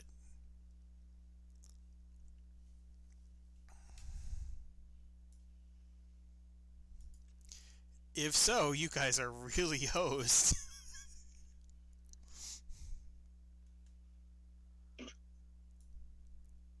So you don't want your crew to come along to get genes scanned and issued chain codes. I think I need to offer you all a fate point then, because the nice men with the shiny armor and the fully functional looking blasters and the bureaucrat in front of them are, being kind of insistent about it. There's no way to talk our way out of it? I didn't say that. I'm just saying you have a conflict.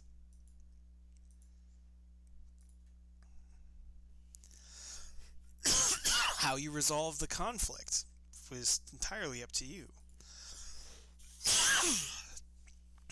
You can do everything from submit to shoot your way out of it, or any accommodate, or anything in between. I'm not a video game.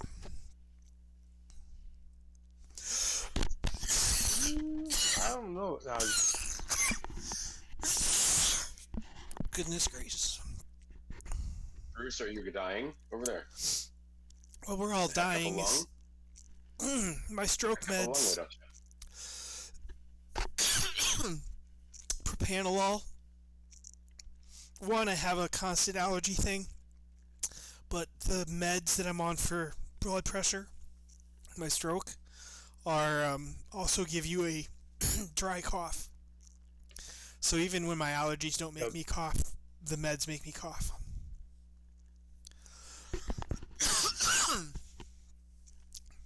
So. Well, that sounds gross. It has its downsides. It has its perks. Yeah. Drop enough blood pressure and you get hypoxic euphoria. So the occasional head rush comes along with the coughing jags. That sounds more like orthostatic hypotension, but yeah, that definitely with the coughing, I can see that. Yep. At least it's not congestion, though. Like, it's a dry cough, so it's not like a wet hacking cough.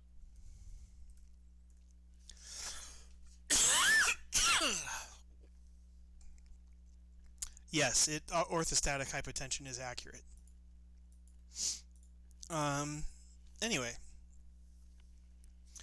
Well, it's drainage, but it's not congested. I don't have a restriction in peak flow or anything. All right. So, moving right along. What are you going to do about the nice people and the nice officer in the weird uniform and the abnormal clone troopers with the guns not quite pointed at you who would like you and your entire crew to come along and be registered like proper civilized people?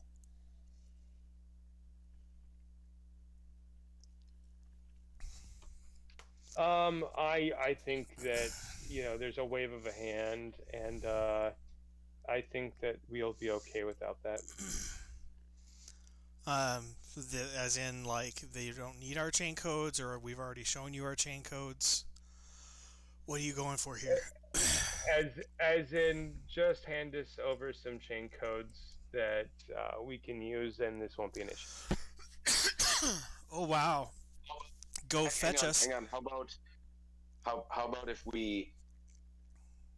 we get Lasho to touch? I'm sure the administrator has a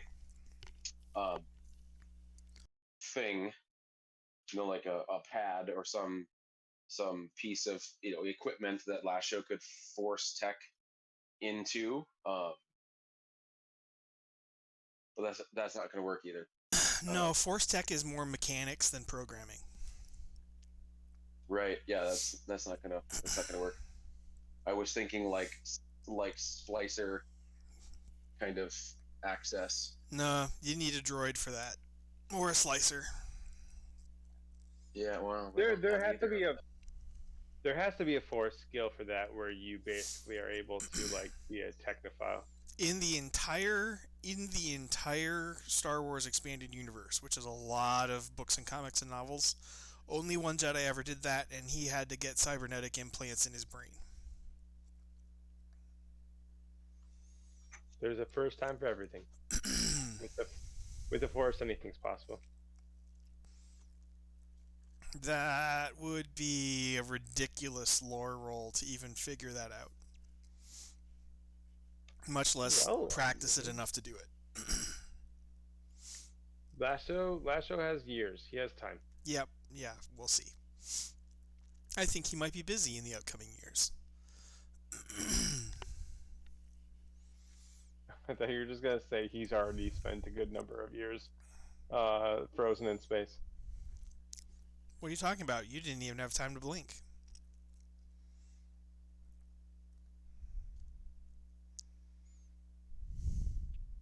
That's true, I didn't, because I didn't figure out my side of things before he did his. Yep.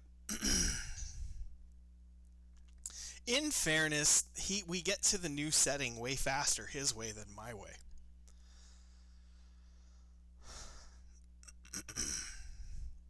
Well, there's benefits there then. Yeah, your way would have thrown everybody into the madness maze. Which I'm not kidding. I had prepped and ready for you. Well, I'm glad we didn't have to do that. Yeah, I agree. I like the not going into the madness maze if we can help it. We're going to walk into a crack in between dimensions and experience all the trouble that the collective subconscious of all sentience can produce. No, thank you. Yeah. Hey, you level up like nobody's business. The survivors do, anyway. I thought you described the madness maze as the place where everything that gets lost is like creates that space, and so it's like Amelia Earhart style. It's like you can run into her like 500 years later as if it was just yesterday that she disappeared, kind of thing. Well, how people perceive the madness maze has a lot to do with how they got there. Interesting.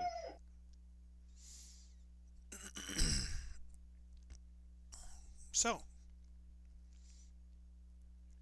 you want to whammy this whole group, not just to get them to leave you alone, but to get them to bring you chain codes.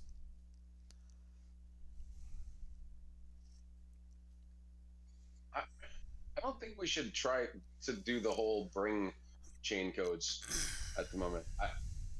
I think that's a little much.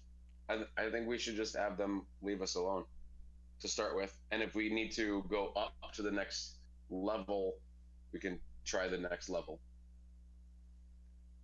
Okay. What do you think, Cookman? Do we have to go all like the big one first, or can we like progressively step this?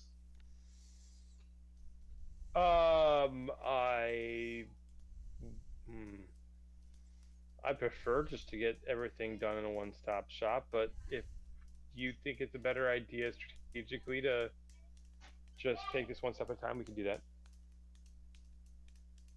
Well, I don't know what's the right thing, because if we're trying to maneuver around this new galaxy, we may need chain codes eventually, but until we learn more about what they are and what they're used for, I don't think we need to have any yet.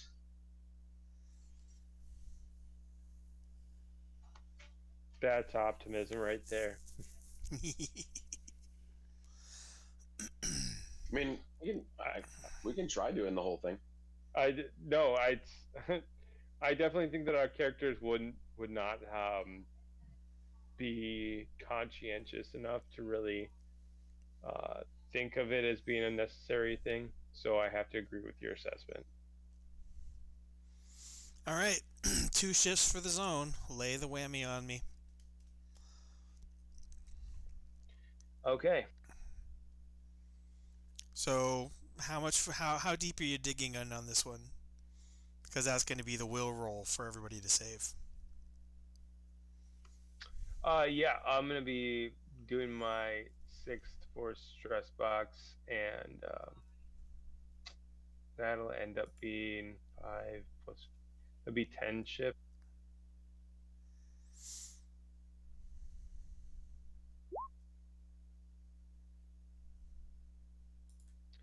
And I'm gonna go ahead and reroll that one.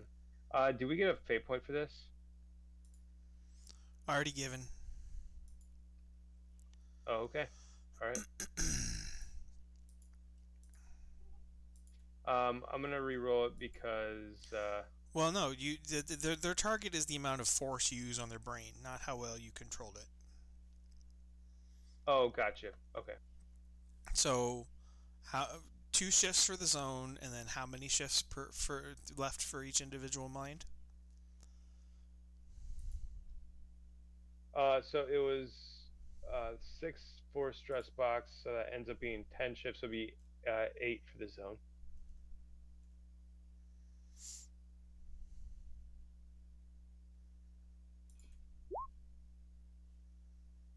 Eight shifts for the zone. Yeah, they fail. They fail hard.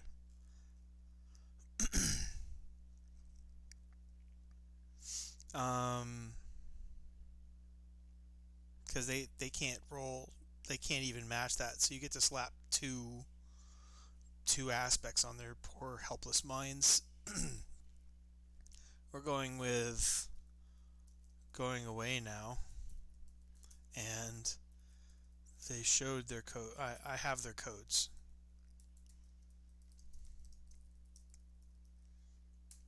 Also, yeesh.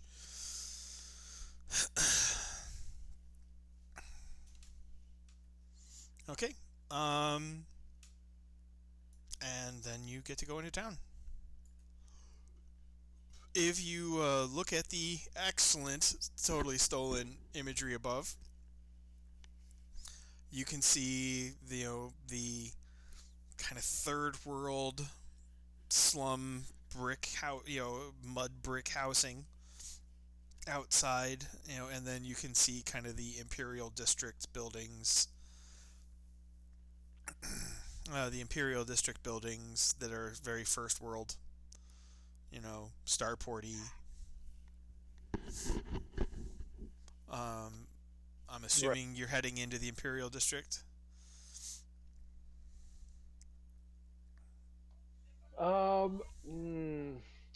That would maybe be a good idea, or maybe trying to find like a local place to ask some questions that's not so on the up and up.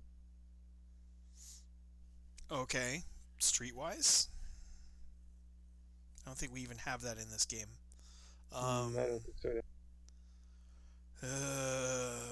Rapport. Wait, you want to find like an underworld place? Then the closest skill we would have would be burglary, or just would be burglary. I don't know if any of our characters even have it. I don't think so.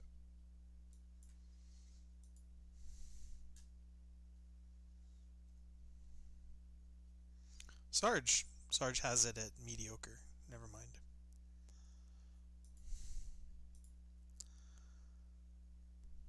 Yeah, so you can be guided by the Force, or you can make plain rolls and hope one of you gets lucky, or you can head for the rich people's district. Trying to figure out like when and what's going on. Investigate. Like how far in the future we are, and what's happening. Like militarily, Lasho is going through all of these things. Like okay, all of these starfighters, all of these ships are of unknown make and model, unknown capabilities. He has no idea what to do, like defense, offensive capabilities.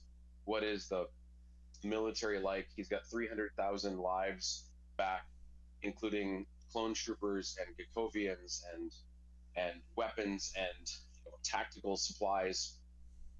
And he wants to get a picture of where they are in the sense of the galaxy, and he wants to figure out like where they fit. That's his like brain. His brain is working on all of that right now. So let's go with investigate for Lasho, and deceit at -2 for Jomok. Okay, that sounds good. I'm in my hotel room, but I can't get access to the internet for some reason. It won't let me log in. No worries, so sir. I have to continue through the phone this way. All right. I was hoping to jump in on my computer, but I can't. That's okay. Thanks for letting us know. All right. So, Cookman, you want to do Lasho's investigation roll, and then Jomok's deceit -2.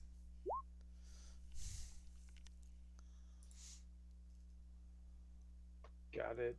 Average investigation. All right. So Lasho buzzes by. Lasho catches some children's history entertainment. Can I pay a fate point? some But public. like this is really really important to Lasho, Sure. like to understand where they are. I want to pay a fate point to raise it up. I'd actually need 2 to get you a second aspect, because you got to get 4. So let's see. If you spend 3, I can give you 2 aspects, because that'll be you get aspects at 1, which you're at 4 and 7. So spend 3, you'll get up to 7, and I'll give you 3 aspects, 3 basic facets of knowledge. I don't know if it's worth that much. You're currently at 6.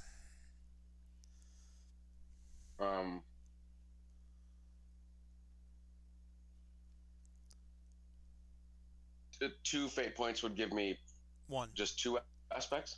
Yeah, do 2 1? fate points for 2 aspects, or 3 fate points for 3 total. And right now I'm not going to get really any. You're gonna get 1.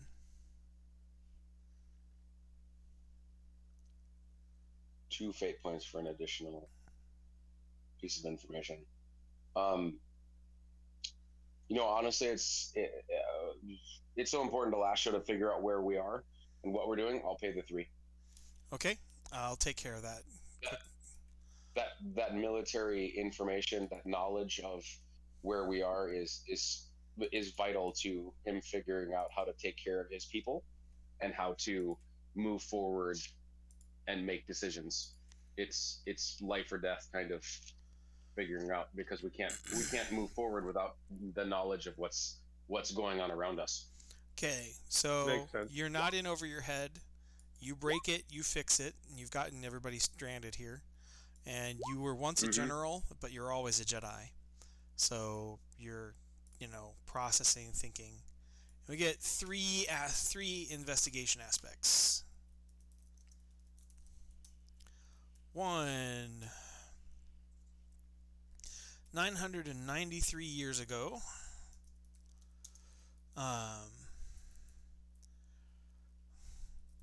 Sheev Palpatine saved the galaxy from corruption, terrorism, and rebellion, establishing the new order, which has brought the brought the known galaxy 1,000 years of peace and prosperity.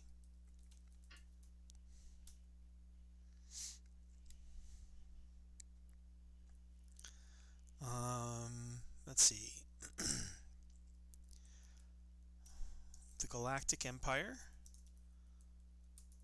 has ruled continuously despite a 50-year interregnum.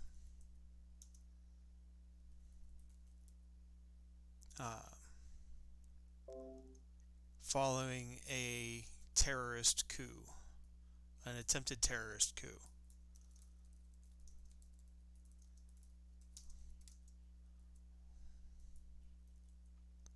They're not wrong. But the power of Omnium. So what? Resurrected the Great Emperor and the Great Emperor's dream, and united the galaxy in peace and justice once more.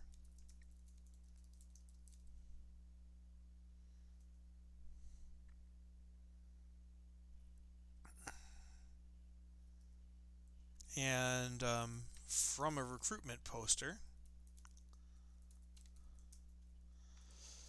the Empire needs you. 50,000 Star Destroyers guard the Republic, guard the galaxy from chaos and disharmony. You too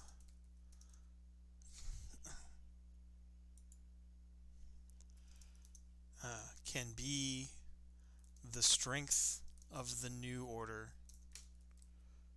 What happened to the Vong? A I- 1,000 years? I'm sorry? What happened to the Vong?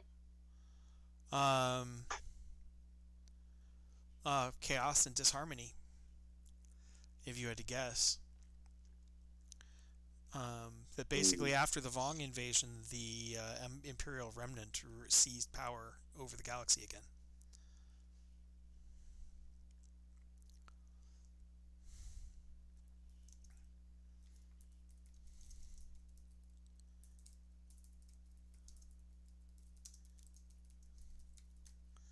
So, 50,000 Star Destroyers guard the galaxy from chaos and disharmony. You too can be the strength of the new order. Enroll in the Imperial Academy near you today.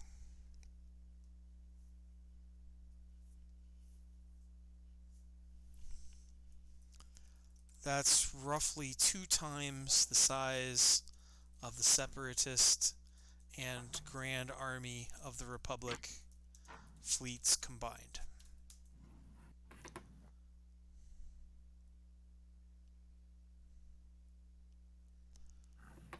Well, I made it to Discord and Roll20. So Yes, I'm on sir. the computer.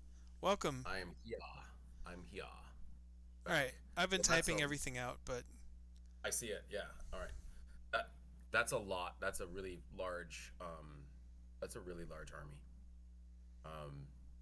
it's twice the size of the Empire of the original Empire, which was 25,000 Star Destroyers. Wow. And ruled still by Palpatine because he was resurrected. No. Oh. Palpatine brought 200 years of peace and justice to all. The whole galaxy stands united in preparation for Unity Day, celebrating the rise of Empire and the end of corruption in the galaxy. There are rumors that Omnium itself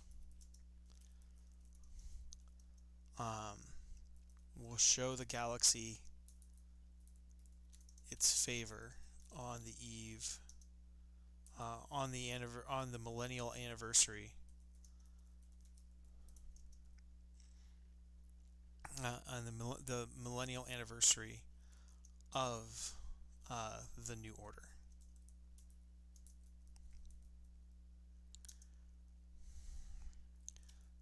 Preparations are already underway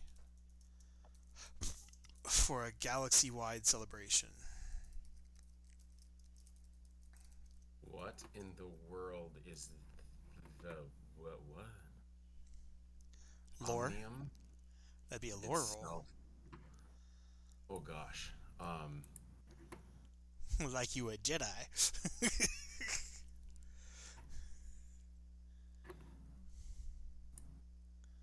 Good lore.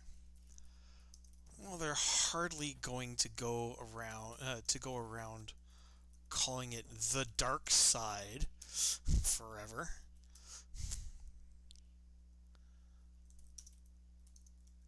It is presented as the only power only mystical power in the galaxy. Omnium, the all power, fits.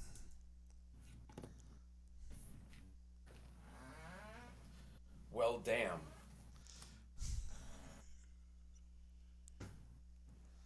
I mean, once you know Palpatine's a Sith Lord, that's really not a big jump. Right.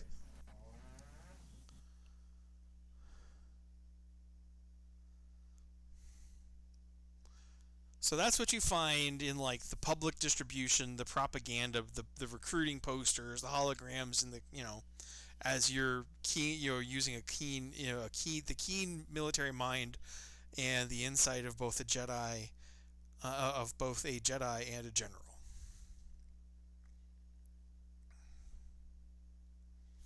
Um, Well, it sounds a little bit like the galaxy is even more of a dumpster fire.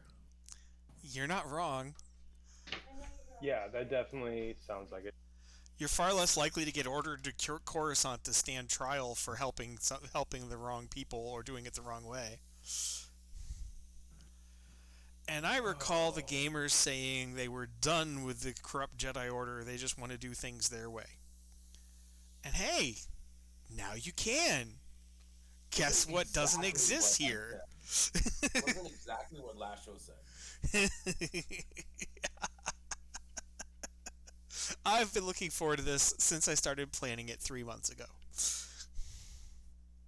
Lasho said that he was pretty sure the Jedi Order wasn't going to change their ways because they were too set in their single-minded, ridiculous, like, Puritanism. focus.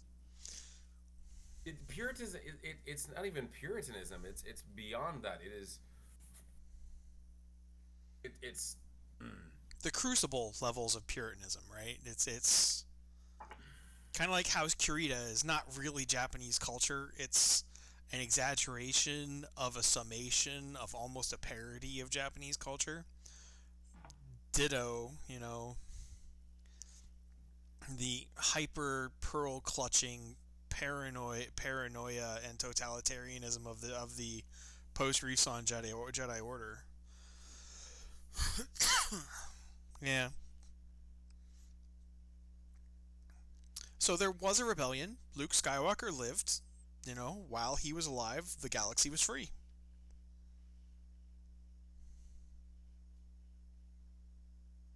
For 50 years. Hey, that puts him in his mid to late 70s before Palpatine kills him. That's 2.5 generations of freedom. That's the kind of thing that made King Arthur famous for all time. Is he alone in all of the history of Europe stopped the Germanic migrations for 30 or 40 years. It was just a pause, but dang, that made an impression. So then why didn't it succeed? Why didn't it continue? What happened that Even a Skywalker would fail? yes, what happened that even a Skywalker would fail? Interesting question. How did we screw up the timeline? You didn't.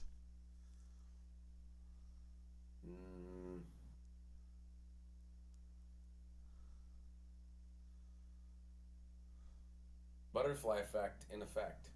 No, you didn't actually. By like 80 AD, the Imperial Remnant was the most powerful, most effective government left in the galaxy.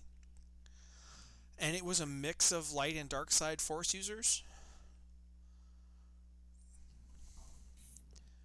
But this is George Lucas's universe, and he's flat out said there's no such thing as a gray Jedi. You start mixing light and dark, the darkness, it's like having a mild case of terminal cancer.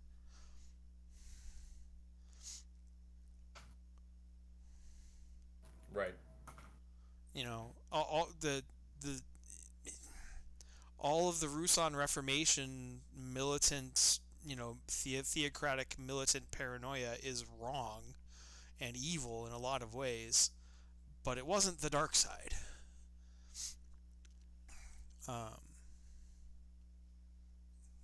And the Imperial Remnant tried to have both the dark side and the light side to serve it. And cough, cough, hint, hint, Cookman, the inevitable result is conquest by the dark side. That really is George Lucas's universe. I'm not saying you can't purge yourself of the dark side, cleanse yourself from the dark side, redeem yourself from the dark side. Obviously you can. See Anakin, right? The Rusan Jedi were wrong about that. but the kind of myth that you can have both, it's kind of like being a priest who only diddles kids on the weekends. That doesn't work. Or being a school teacher, that wasn't meant to be a Catholic slam. It's just uh, No, he's not a Catholic slam. It's not a class. I didn't take it that way. all right. I mean, you know, but that's effectively what people trying to use both are doing, right? Right. They're the it doesn't work, and George Lucas has flat out said it doesn't work. It isn't possible, and it is his universe. Okay, so people can skirt the line like Mace Windu, or have like weird anomalies like that, but then when it comes to like actually being neutral in the Force, there's no such thing. Yeah, that's actually the mythology from the creator. How do you work in the neutral Force users that are in the universe though? There are people who view the Force as part of a different religious system than the Jedi, but they're using the light side, or they inevitably fall to the dark. There's about 3 or 4 big, splinter cells of the Jedi Order who try it in the expanded universe, and they all inevitably fall to the dark before they get redeemed. So it's not that Yoda is wrong. Once you touch the dark side, forever will you dominate your destiny. That is wrong. But because you are redeemed, you can be redeemed. But what you can't do is you can't maintain the tension. It's not yin and yang. Yin and yang exists in the light side, and the dark side is just cancer. The dark side consumes all. Yeah. Absolute power corrupts absolutely. Well, talk about a grim, dark horror fantasy sci-fi. Well, it's not necessarily. I mean, if you think about it, even in terms of Christianity, it's admitting that you have a sin is not the end; it's the beginning, right? It's like, I can't do this on my own. This is bigger and beyond me. I need help. Yes, you do. Fortunately, there is help. Right? The light, the dark side is not more powerful than the light. It's the dark side is just cheaper and easier and more pervasive.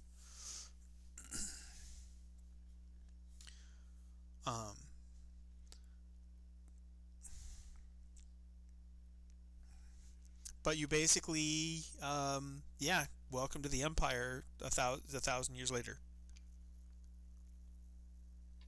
Is Palpatine still around? No.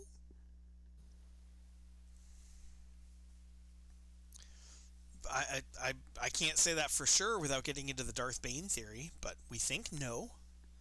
The current Emperor is not named Chief Palpatine. Whether the whole purpose of the Rule of Two is that there's been one Sith Lord consciousness preparing his next body and then jumping into it for 2,000 years now, that's an actual Star Wars theory. Right. Yeah. I wonder if the Rule of Two is still happening. But even with Rule of Two, right? Palpatine had no problem corrupting Jedi to the dark side and using them as flunkies. He just never elevated them to the level of Sith Lord. Right? Both Disney, Star Wars, and the extended universe had Inquisitors and prophets of the dark side. So they used the old Jedi. Once they could take a Jedi Guardian type personality and turn him to the dark side, they used him as Inquisitors, right? Enforcers and hunters, or like the Emperor's Hand, like force-powered assassins. And if they got a consular, right, a meditative, sensitive type, then they turned him into a prophet of the dark side, and they were They were the ones who located or sensed disturbances in the Force and dealt with, foresaw problems and warped and controlled minds for the Emperor. But none of them were ever given the full level of training and abilities of the Sith. So that's Right. But none of the Sith ever viewed anyone under them as anything but disposable pawns. And I think the Clone Wars comic book absolutely embodied that. I mean, the Clone Wars cartoon series absolutely embodied that. Where Dooku, as a genuine Sith Lord, would use, the Darksiders. He would use Asajj Ventress. He would use Savage Opress. He would use Maul when Maul came back with a cybernetic bottom half. But he never ever considered them as rivals to his power, or as equals, or as allies to be preserved. They were simply to be used and disposed of as the necessities of his own power and glory required. Because that's the way of the Sith. Mm-hmm.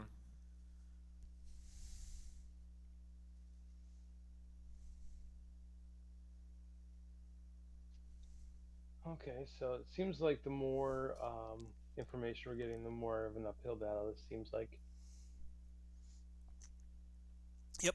Ooh, while we're in tangent mode, I want to throw this one at you. I was doing a lot of research and listening to YouTube videos on Star Wars theory. That Mace Windu actually is the final reason why Anakin fell to the dark side.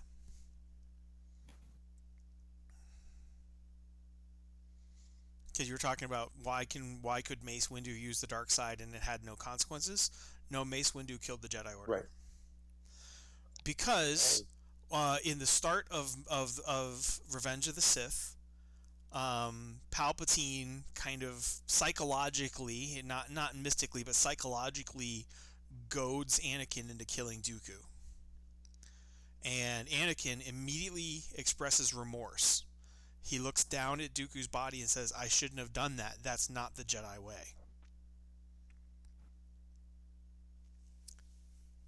And George Lucas has been clear. Palpatine really did lose his duel against Windu, because Windu's Vapad uses other people's dark side powers against them. Right? It's kind of like Tai Chi's the dark side.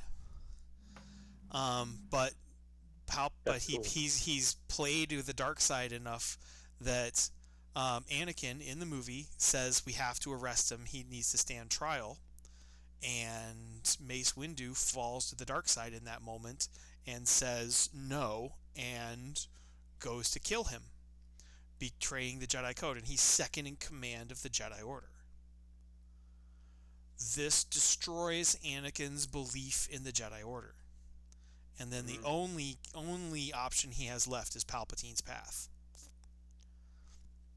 So even the idea that Dooku that I'm not letting you do what Mace Windu could do, and with no consequences, I would view as false, because the mercilessness, the judge, jury, and executionerness is dark side. It's not, that even a Jedi will kill, but a Jedi never chooses to kill when there's another option. It's not that people won't be executed. But that's not the Jedi's place, right? This the Batman and Joker argument. People like, if Batman just needed to kill Joker. It's like, no, that's not Batman's job. Batman's job is to hand Joker over to the judge. It is, according to Romans 13, the government's job to kill the Joker, and they should have multiple times over. But because the government failed to do its duty, that's why so many more people suffer and die. Mm-hmm. That actually makes a lot of sense overall. And watching that in that movie where, yeah, it makes a lot of sense. And I don't think I'm wasting your gaming time, because of Jomak being kind of touched with the darkness, and now he's in a galaxy where the dark side is like everywhere.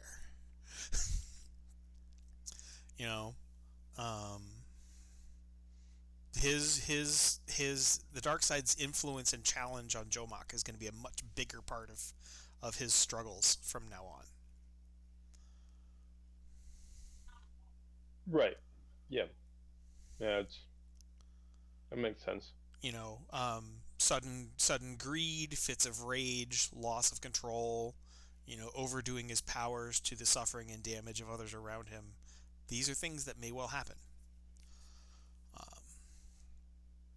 It's kind of the Hellfire thing from the Dresden Files. It really helps, but there's always a price. Okay, so back to the story. You've done yours, and Jomak is searching for a dive, and Jomak rolled up to fantastic and went down to for great. So he's able to find kind of a Mos Eisley kind of bar in the the third world district, because this is an imperial galaxy, right? You have those in power with the party and everyone they prey upon. So you're not going to find a lot of middle class.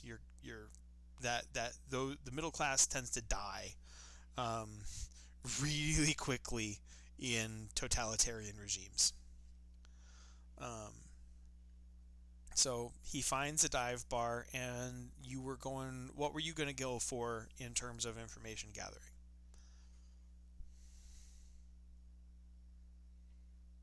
I think the first thing was gonna be. Well, you're already.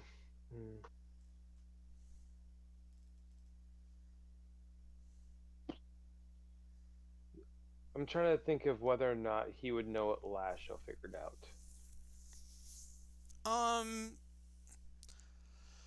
Lasho applied his military mind to the endless propaganda that totalitarian regimes depend on to control the thoughts of the people. Then most people in the criminal underworld give no bleeps. So he's not going to get the same information that Lasho's going to get.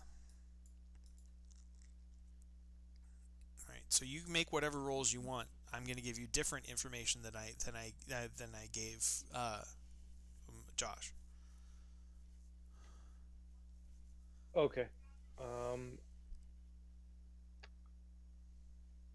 I think that he would probably want to figure out um, where they're at and where they can get supplies to fix up their fleet then.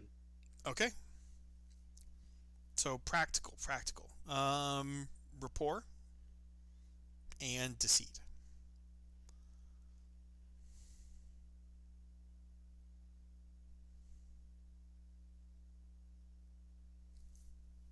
Nice, great for both. Oh, I don't have to tell Josh that anymore. Okay. So rapport, black market goods, and Benny the Fang moves illegal engine parts. Deceit. You also got a great.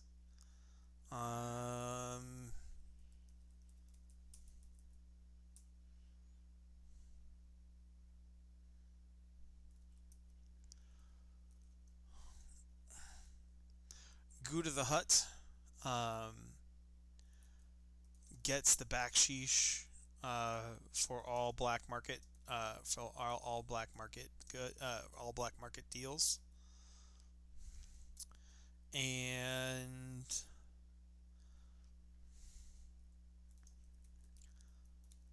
warning: the Bucketheads have spies everywhere.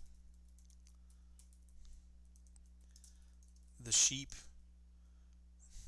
don't hold secrets after their first or second kid gets tortured to death in the square.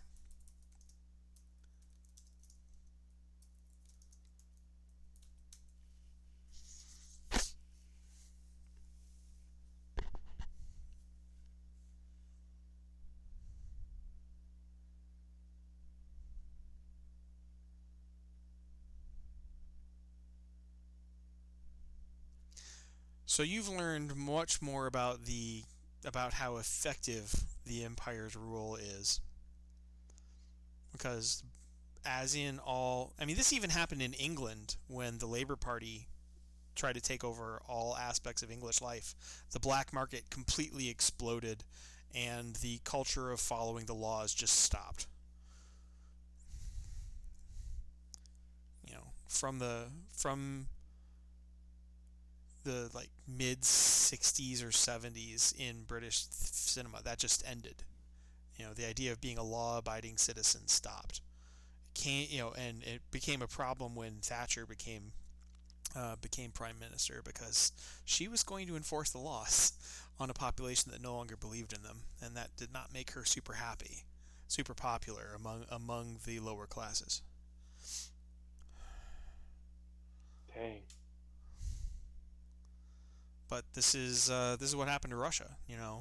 When the Soviet Union fell, the all the power was divided in between the immense crime organizations that rose under the Soviet corruption, and the handful of KGB survivors who were willing to shoot anybody who got in their way.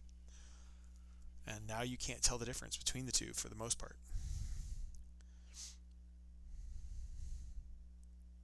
Right, yeah.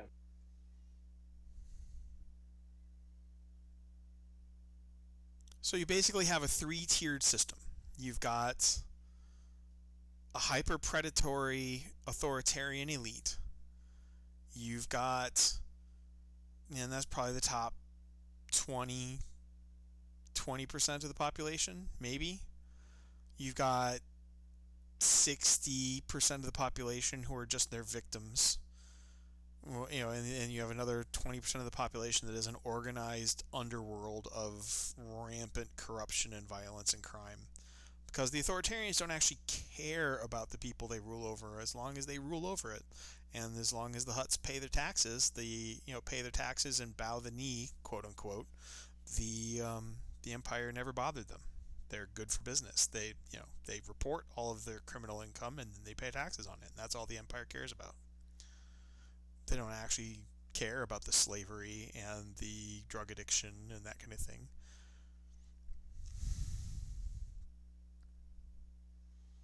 It's not a threat to the imperial power. As a history nerd, I can't tell you how many times I could point to you during the Cold War. I could point you to this pattern at least 15 times, I think. I just described the pattern of most of Latin America, the communist bloc, and about a quarter of Africa during the Cold War. Right. Yeah, I mean the Hellenistic period too. That you're talking about, like even going back way in history. Mm-hmm. Yeah, the Hellenistic people. They were authoritarian rulers. As long as you weren't a threat to their power, they didn't care how many bandits there were in the hills. So it became, even during biblical times, right, even during the New Testament period, the Romans cared about threats to Roman power. They weren't really out fighting bandits in the hills, because the bandits weren't preying on the Romans. The bandits were just preying on the Roman subjects. As long as citizens weren't involved, right, it didn't matter. Yeah, it was about territory and power, not about keeping people safe. It wasn't about the rule of law as we understand it. Right. Because if you were a peon, if you were a pleb, a peon, or a slave, you were kind of underneath the law, right? You could be punished for breaking the law, but the law didn't actually protect you.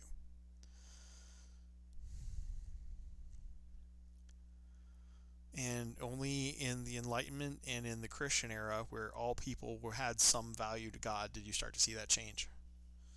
And that still took like 1,000 years to start showing up.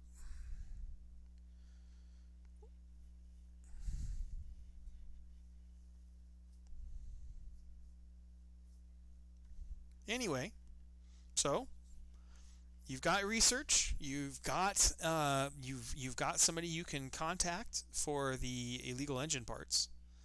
That's going to be a heck of Logistics wise, that is going to be way more than you can fit in your shuttle. All right. I mean, you're going to have to establish a supply line, an illegal supply line, and that's going to require chain codes. Then you're going to have to deal with Goo to the Hut and the Empire. And your characters have just kind of received a big kick in the gut, because everything they fought and died for is gone, except for their troops.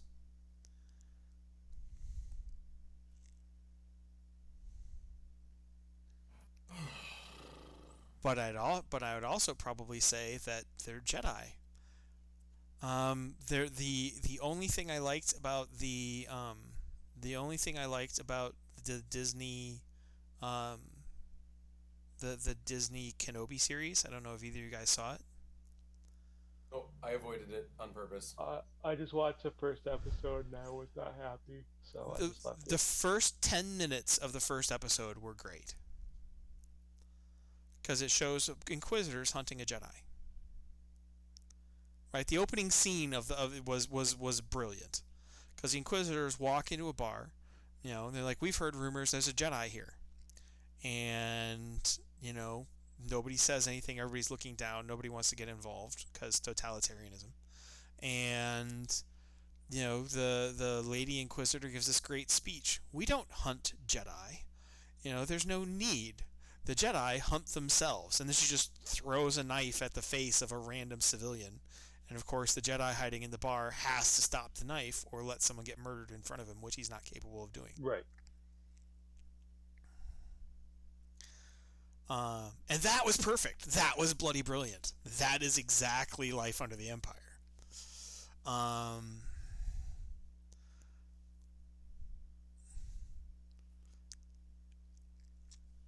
And that was about the only. That was it. That was everything that was worth watching about that entire series. but it was brilliant. And it reminded me. It was very reminiscent of Samuel Jackson in Jumper, and me just going, okay, so you just go around randomly murdering people until you find who you want. Yep. Right. That's the Empire. I mean, as long as sex feels good, there's always going to be more subjects. And if there aren't enough subjects, we can just make our own, because cloning. Shudder. Yep. So you guys are Jedi.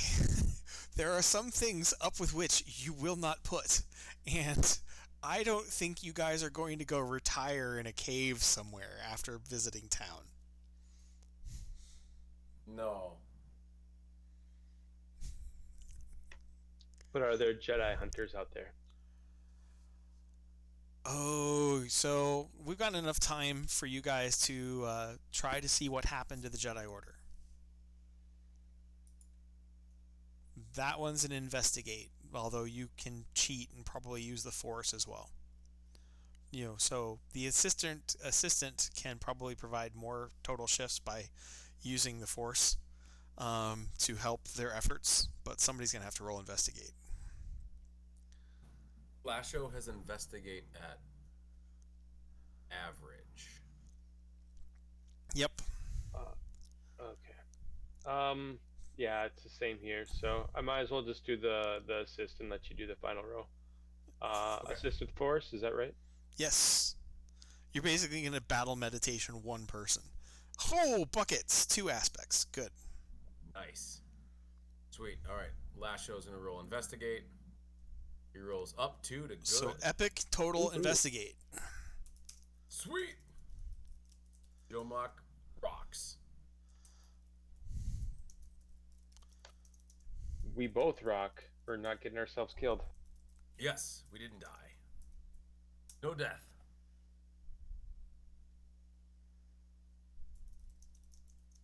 The who? After 1,000 years, they've wiped it from existence. All record of anything having to do with Jedi has been erased.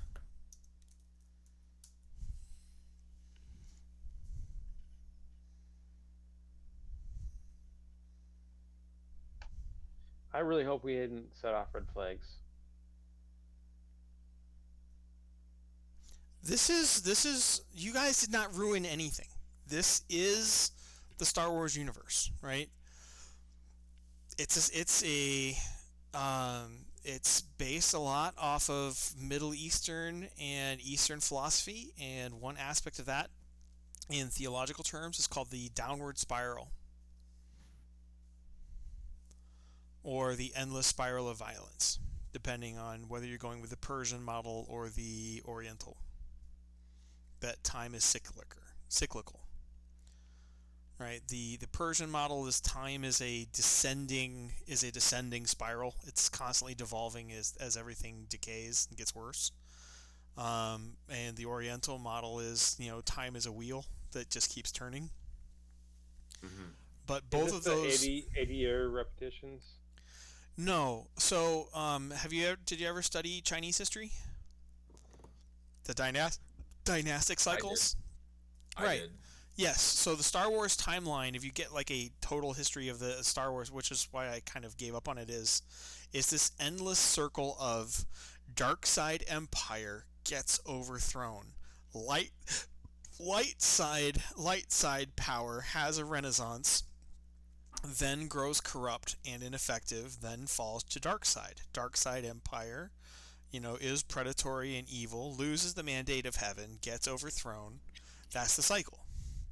And the cycle varies between like 300 to 3,000 years, but the whole Star Wars history endlessly does that cycle. The only thing that changes is the names and the costume design of the two sides. It starts with the Rakata Empire, right? The guys who look like hammerhead sharks, and the Darksiders. They get overthrown by their slaves. The slaves form independent kingdoms. The kingdoms fall to fighting. There's like a pirate war that gets overthrown, and kind of the Republic gets started.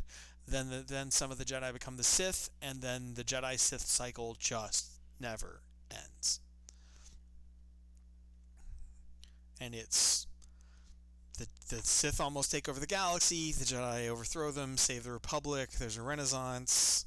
Everything gets corrupt, and that goes all the way back. One of the iterations, the Hutts were the bad guys trying to conquer the universe, and then they got military kicked and decided to just stick to crime. And another one, the humans decided to do we will wipe out every species but the humans crusade, and then they got their butts kicked and retreated back to the core worlds. The Mandalorians, of course, were one, and then the Jedi who fought the Mandalorians fell, and Darth Revan led his crusade. And these are just the highlights. It's happened 20, 30 times in the 25,000 years of Star Wars history. This is just another turning of the wheel. And presumably there was stuff before that, but they got lost in time. Yep. Yeah. That's the mythology. That's the Star Wars. And to a Christian or a post-Christian culture, that seems very futile. But I point to Arthurian legend. King Arthur provided 2 generations with peace and justice, or at least not getting invaded, in a time when no other country in all of Europe could claim that. And he has been loved for 2,000 years, for 1,600 years because of it. Because that was a feat. Yeah. There's trillions and trillions of people who live and die in the 3 or 4 generations that Luke Skywalker gave them. That mattered, that they had good lives. But it isn't the nature of the universe in Star Wars for that to become permanent. There's no final ending to the turning of the infinite wheel. But we'll continue. Yeah, and so welcome to your new quest. Rebellion 2.0, Ground Zero. You're it. When we were so close.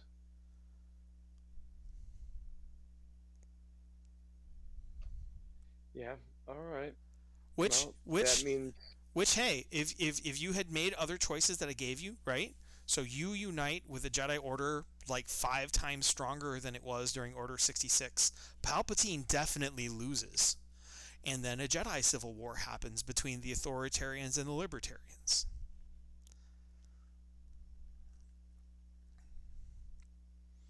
You know, the basically becomes the Corellian Jedi versus the Coruscanti Jedi. You know, as there's a backlash against the authoritarian, because the discovering Palpatine at the heart of their republic, the Coruscanti Jedi would only become more witch hunt, European witch hunt minded. It would have reinforced what they already believed, and it would have caused them to become more and more tyrannical, closed. Yeah. And that's a great word, tyrannical. Absolutely. But tyrannical in the well, this is why every place that the Puritans, like we think of the Puritans, but every place that school of Reformed theology took root in Europe, they were chased out and killed in the streets by furious armies and ravenous mobs because they were so damn bloodthirsty in their misguided vision of being able to achieve heaven on earth by the will of man and by killing and torturing enough people in the streets. Right. Yeah. That my tribe alone raised an army of 20,000 to march on London when they tried to make us all pray in English as opposed to Latin, like good Catholics that we were at the time. It was called the Prayer Book Rebellion. They slaughtered us in job lots, but we fought.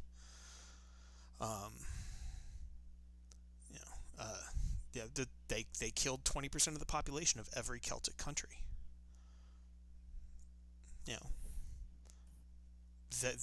Were they trying to serve God? Yeah, absolutely. Were they completely wrong? And I can't even say that about the Inquisition, right? I mean, they were worse than the Inquisition because the Inquisition happened when Roman law collapsed. The Europe tried to enact Roman law, which they rediscovered during the Second Crusade, and they didn't have enough literacy to meet the standards of evidence of Roman law, so they had an 80% acquittal rate. You have about 100 years of endless blood feuds because everybody knows that guy's guilty. He walked anyway, but he still, raped my sister, killed my dog, whatever. I'm going to go kill him. And then the counterculture. So Europe, in a state of kind of legal crisis, turned to the church, which had a court system called the Inquisition, and said we need to use that. And the church, flat out, Catholic Church, in total honesty, flat out said, this is not meant for secular law. This will not work as secular law. And the post-Norman Iberian Peninsula kind of led the way, saying we don't have anything better, we'll use it. And that's when things kind of went off the hooks. But even during that period, we have plenty of records. The church gets bashed for this unjustly because we have plenty of records of people in a secular, facing a secular Inquisition, right? The Spanish Inquisition, inventing heresies so they could be handed over to the Catholic Church's authority, because the Catholic Church will let you repent and be forgiven. And the secular there was no method of that, was not a possibility under the secular law. It was just, we'll torture you into confessing your guilt and then kill you in the streets. Whee! So but yeah, the Puritans, this is something I can't stand about American culture, is because they were part of the original settlers, American Protestants have such a hard-on for the Puritans, and I've studied way too much of their history to do anything but gag. It's bad, man. It's bad. It is nightmare stuff. So bad. And I think that regardless of whether or not we would have taken out Palpatine, it may not have looked in the same way, but something 1,000 years in the future, this may have happened anyway. Yeah, imagine Jedi without compassion or mercy. The purity police with lightsabers. They were nearly that already. It would have gotten worse. Yep. It would have gotten. But there were magnitudes worse. There were handfuls of Jedi from before the Ruusan reformations, right? Corellia being the most famous and probably the largest of them, who would never have put up with that, right?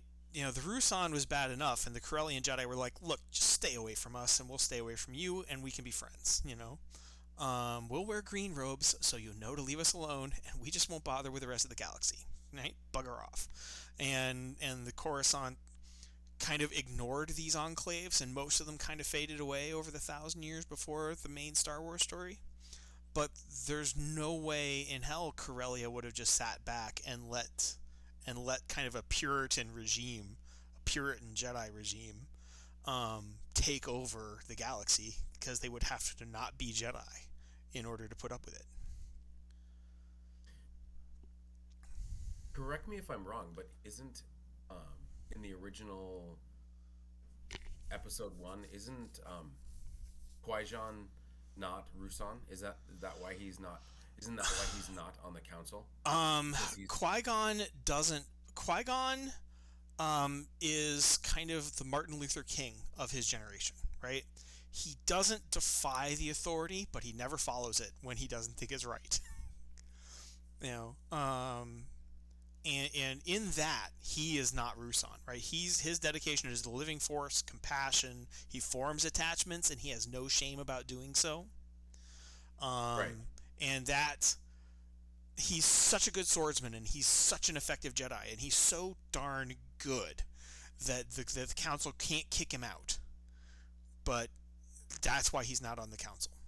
He's more powerful and wiser than like half the council, and everybody knows it.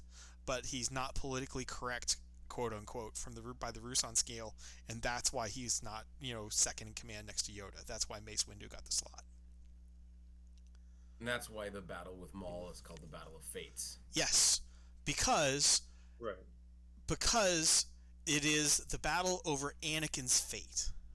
Yes. Because Qui-Gon would have loved him all his life.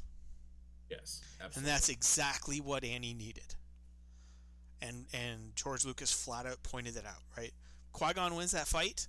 Annie never is even tempted by the dark side, because Qui-Gon is the cure. To make it personal, this is why I've given up the last 3 years of writing novels, and training in martial arts. I ran across a real troubled kid who needed me, so I was going to be there, and I've been there. Now he's graduating. I get back to my life, but which just sounds kind of harsh, but it wasn't even a question. So yeah. That was Qui-Gon. That's why Qui-Gon is the big damn hero of the series. 100%.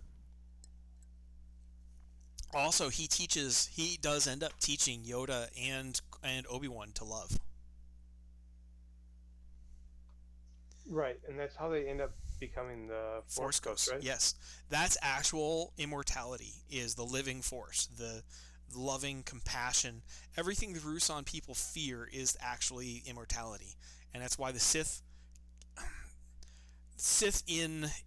once in the expanded universe, the Sith could also be Force ghosts, because we hadn't gotten far enough of the official story yet to figure that out.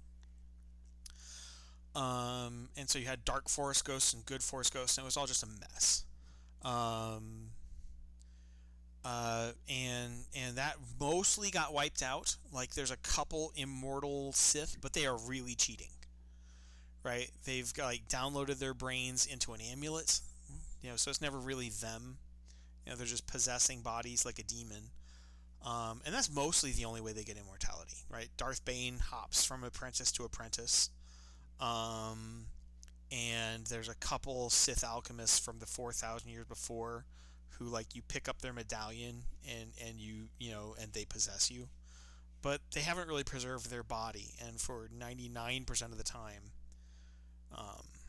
even the one Force ghost who didn't need any of that, which was I think Junta Paul, the one whose ghost possessed was possessing the students of Luke's Jedi Academy in the Jedi Academy trilogy. Even he was completely locked to the ruins where he died, which is actually where those were the Masasi ruins in the original Star Wars movie. Was a temple to a dark side lord. And that's where, but it's a real big life planet, and so that's where Luke Skywalker made his academy. And so he started crawling into the heads of Luke's students, and there was a big fight. So compared to being a Force ghost, independent, you can see your loved ones, you can talk to and help people, the dark side can't even hold a candle.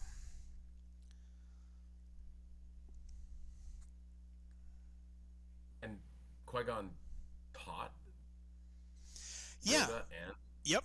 In the novelization, so in the novelization of Episode 3, because gaining immortality is a big subplot of the actual book. So the book versions of Episodes 1, 2, and 3 are in order. Episode 1 is okay, pretty good. Episode 2 is pretty good, and Episode 3 book is the best Greek tragedy I've read in my life, including the original Greeks.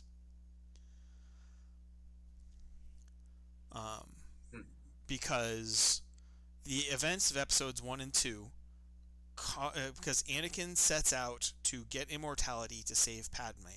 Anakin's quest for immortality kills Padme. Right. I mean, that is the classic, Greek tragedy. Mm-hmm. So, the novelizations of the first 3 books are worth reading. There's some interesting scenes that were in the books that got cut from the movie in Episode 1. Episode 2, what seems to be like 2 random scenes are actually the huge subplot, where Anakin for months has warning visions from the Force that he needs to go save his mom, and Obi-Wan won't let him. Because Jedi don't do things like save their family. We have to save random strangers, and only when the government tells us to.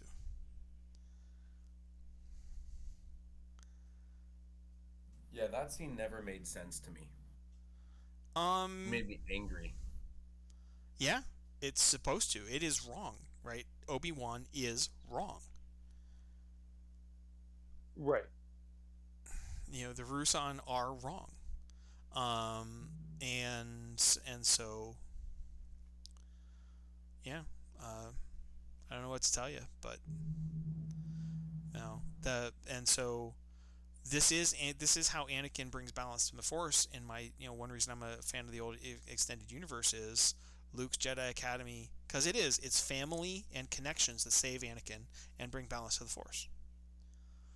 And so when Luke builds his Jedi Order, family, kids, marriage, connections, you train while you live with your family, until you're junior high-ish age, and even then you're visiting your family constantly when you're not out on a mission, because that is what saved the galaxy. The connection creates balance, creates stability, creates the safety to be able to deal with the trauma and the fear and the anger and the stress that you deal with. Yep.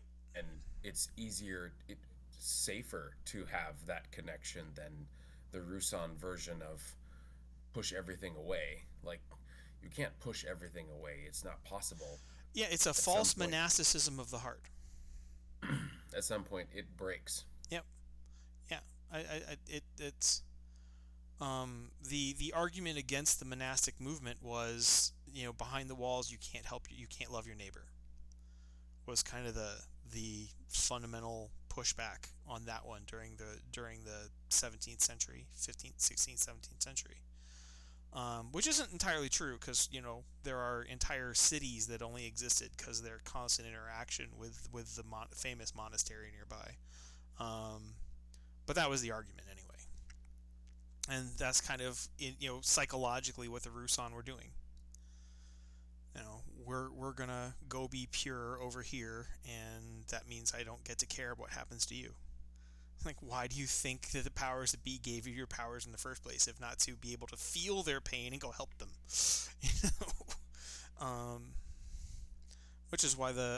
which is why Francis of Assisi was so immediately popular, because he kind of embodied that. Anywho, I think good adventure as far as establishing. You found out where you were. You did it organically. You solved the hyperdrive crash. You've found a star system. Oh, you wanted to know where you were. I should pick a planet. Let me go over to the galactic map real quick.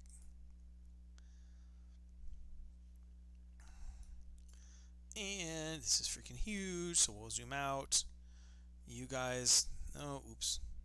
You guys were heading for the rim. You're heading from the rim from Humberines. That probably just goes up north of Hut Space. So...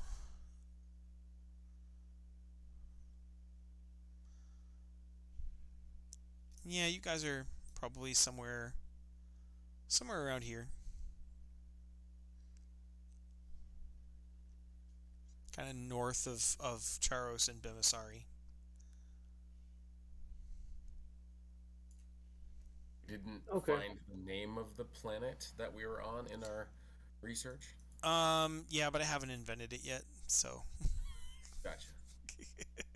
I'm gonna make up a new one. Fair enough. Oh, hey, Fair Zepho's actually on this. I'm impressed.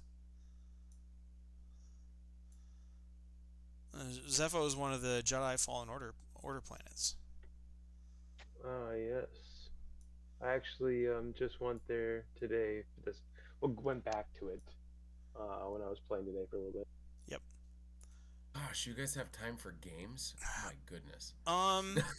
I don't, but the doctor told me if I just did my normal thing, which is work, I die.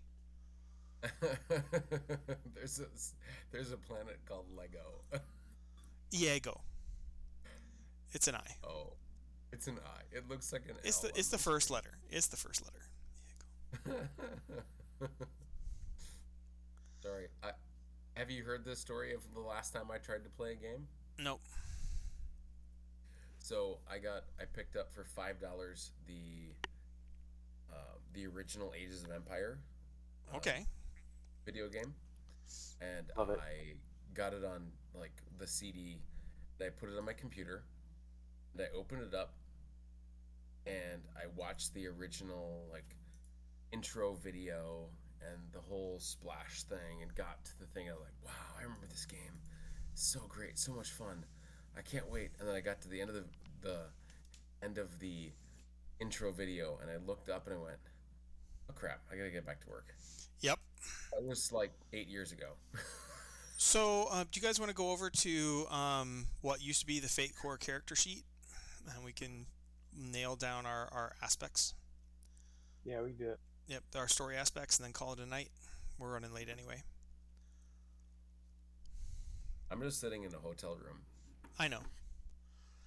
I don't have to be anywhere until 7:30 tomorrow morning for the for mass. So Cool. So I think we should have one aspect for, you guys wanted to do your own rebellion, and I think we should totally do that. That is a big part of it. We're striking out on our own.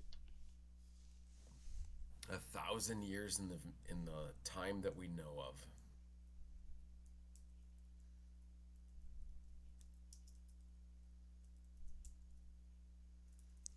Oh yeah, no, yeah. So go back.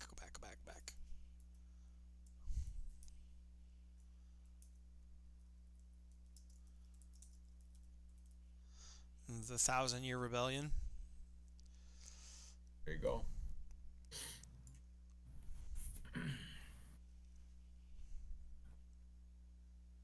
Same evil we were fighting 1,000 years ago is still present.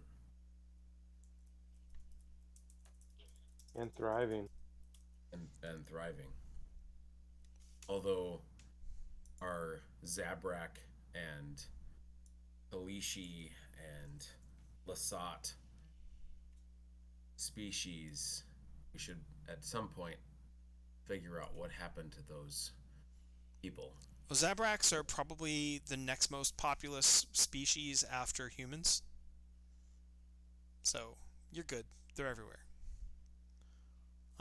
But Jomak and Bar, facing certain biological drives and inevitabilities.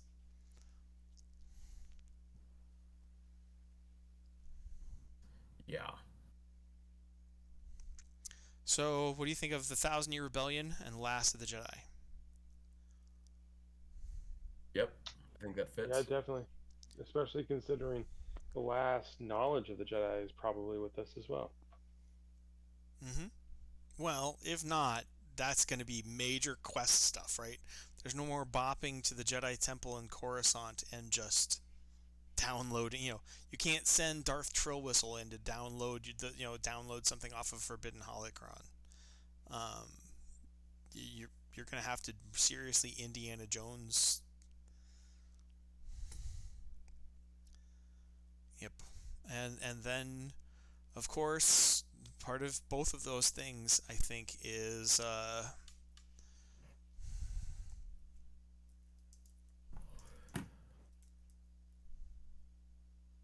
Ooh. no. Let's see, Thousand Year Rebellion, Last of the Jedi.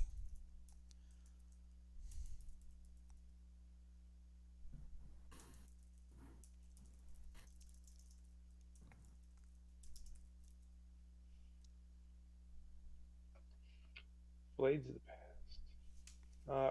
Are we doing something that's going to represent the New World Order? Yeah, Thousand Year Rebellion.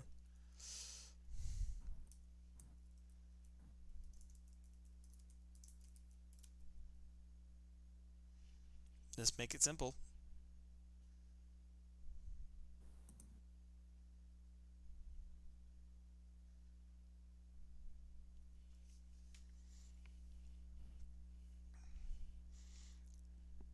But you guys have already gained a lot of knowledge that will be very useful in beginning your rebellion.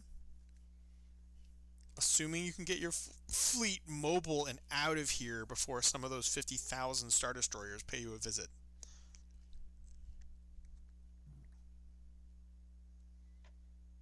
Yeah, that's a good call. Dark.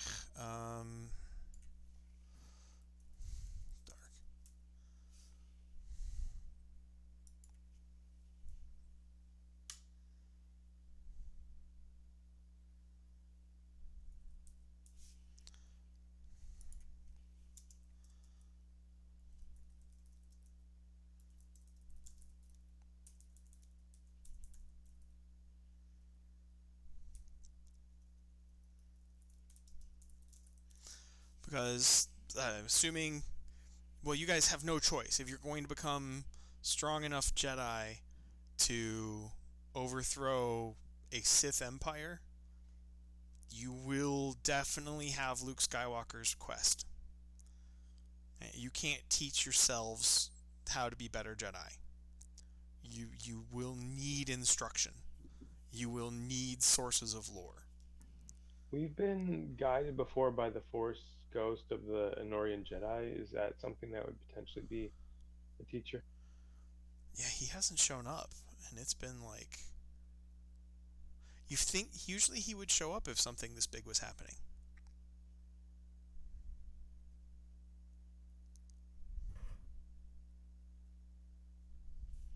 Does that mean our Force Ghost is no longer there? Who knows? Is he gone? Is he imprisoned? Is he lost? How could a Force Ghost be lost? Big galaxy. He's a Force Ghost. Well, you yourself Time have and suddenly space discovered means nothing. you yourself. Okay, so maybe he's been destroyed. Maybe he was reabsorbed. Maybe he's been imprisoned. You have encountered that before. At the Eye of the Force.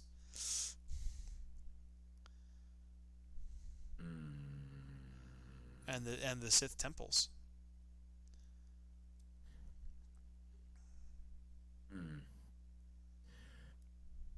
Okay. I'm not deleting him as an aspect. I'm just saying he may be a quest item.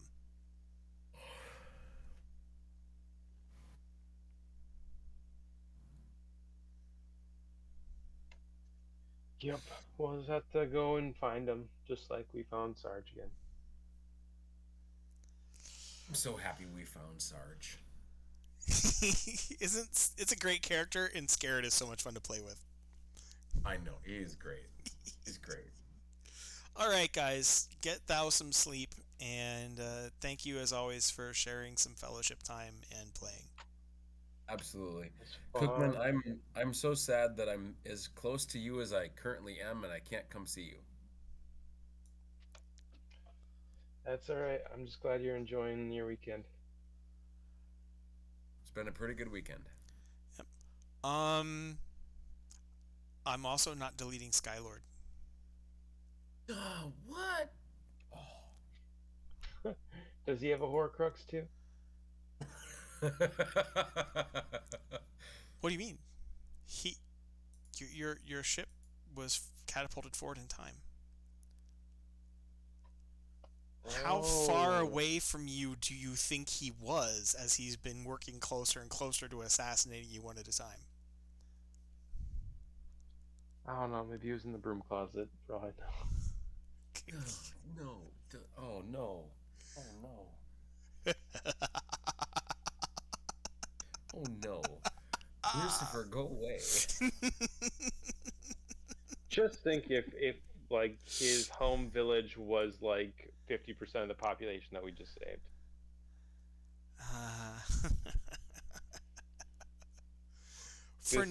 For now, I don't think he's going to be much more of a problem than like 20 or 30 murdered civilian and crewmen in a missing shuttle.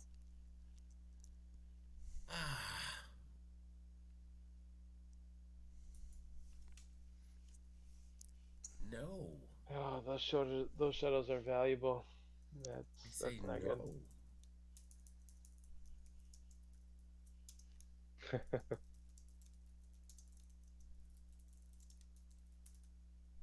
There we go. We can make it official. It's already happened by the time you get home.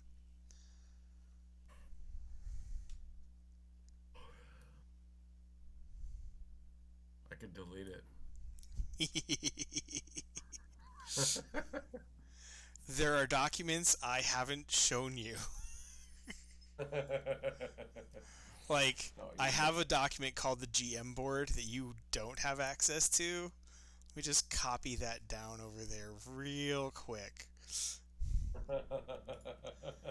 There we go. Skylord, 20 dead crewmen, and a missing shuttle. Delete to your heart's content. Okay, fine then. Be like that. I will.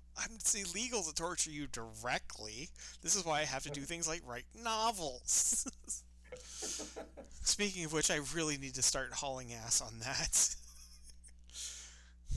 I will tell you, Master Burns, I spent part of my flight out speaking with a math teacher sitting in the airplane next to me about fantasy novels. She was reading Sword of Daggers by Robert Jordan, and we were talking about fantasy adventure and talked about your section of the fantasy novel universe. It was a nice conversation. Cool. I'm glad you had fun. All right, I'm an hour behind you guys in time, so it's after midnight for both of you. Now, I'm going to invoke being the eldest here and say, listen, whippersnappers, it's time for you to get some rest so you can be functional tomorrow. Respect your elders. It's in there somewhere. Yes, yes sir. Yes, sir. Good night, guys. Good night, gentlemen. Good night.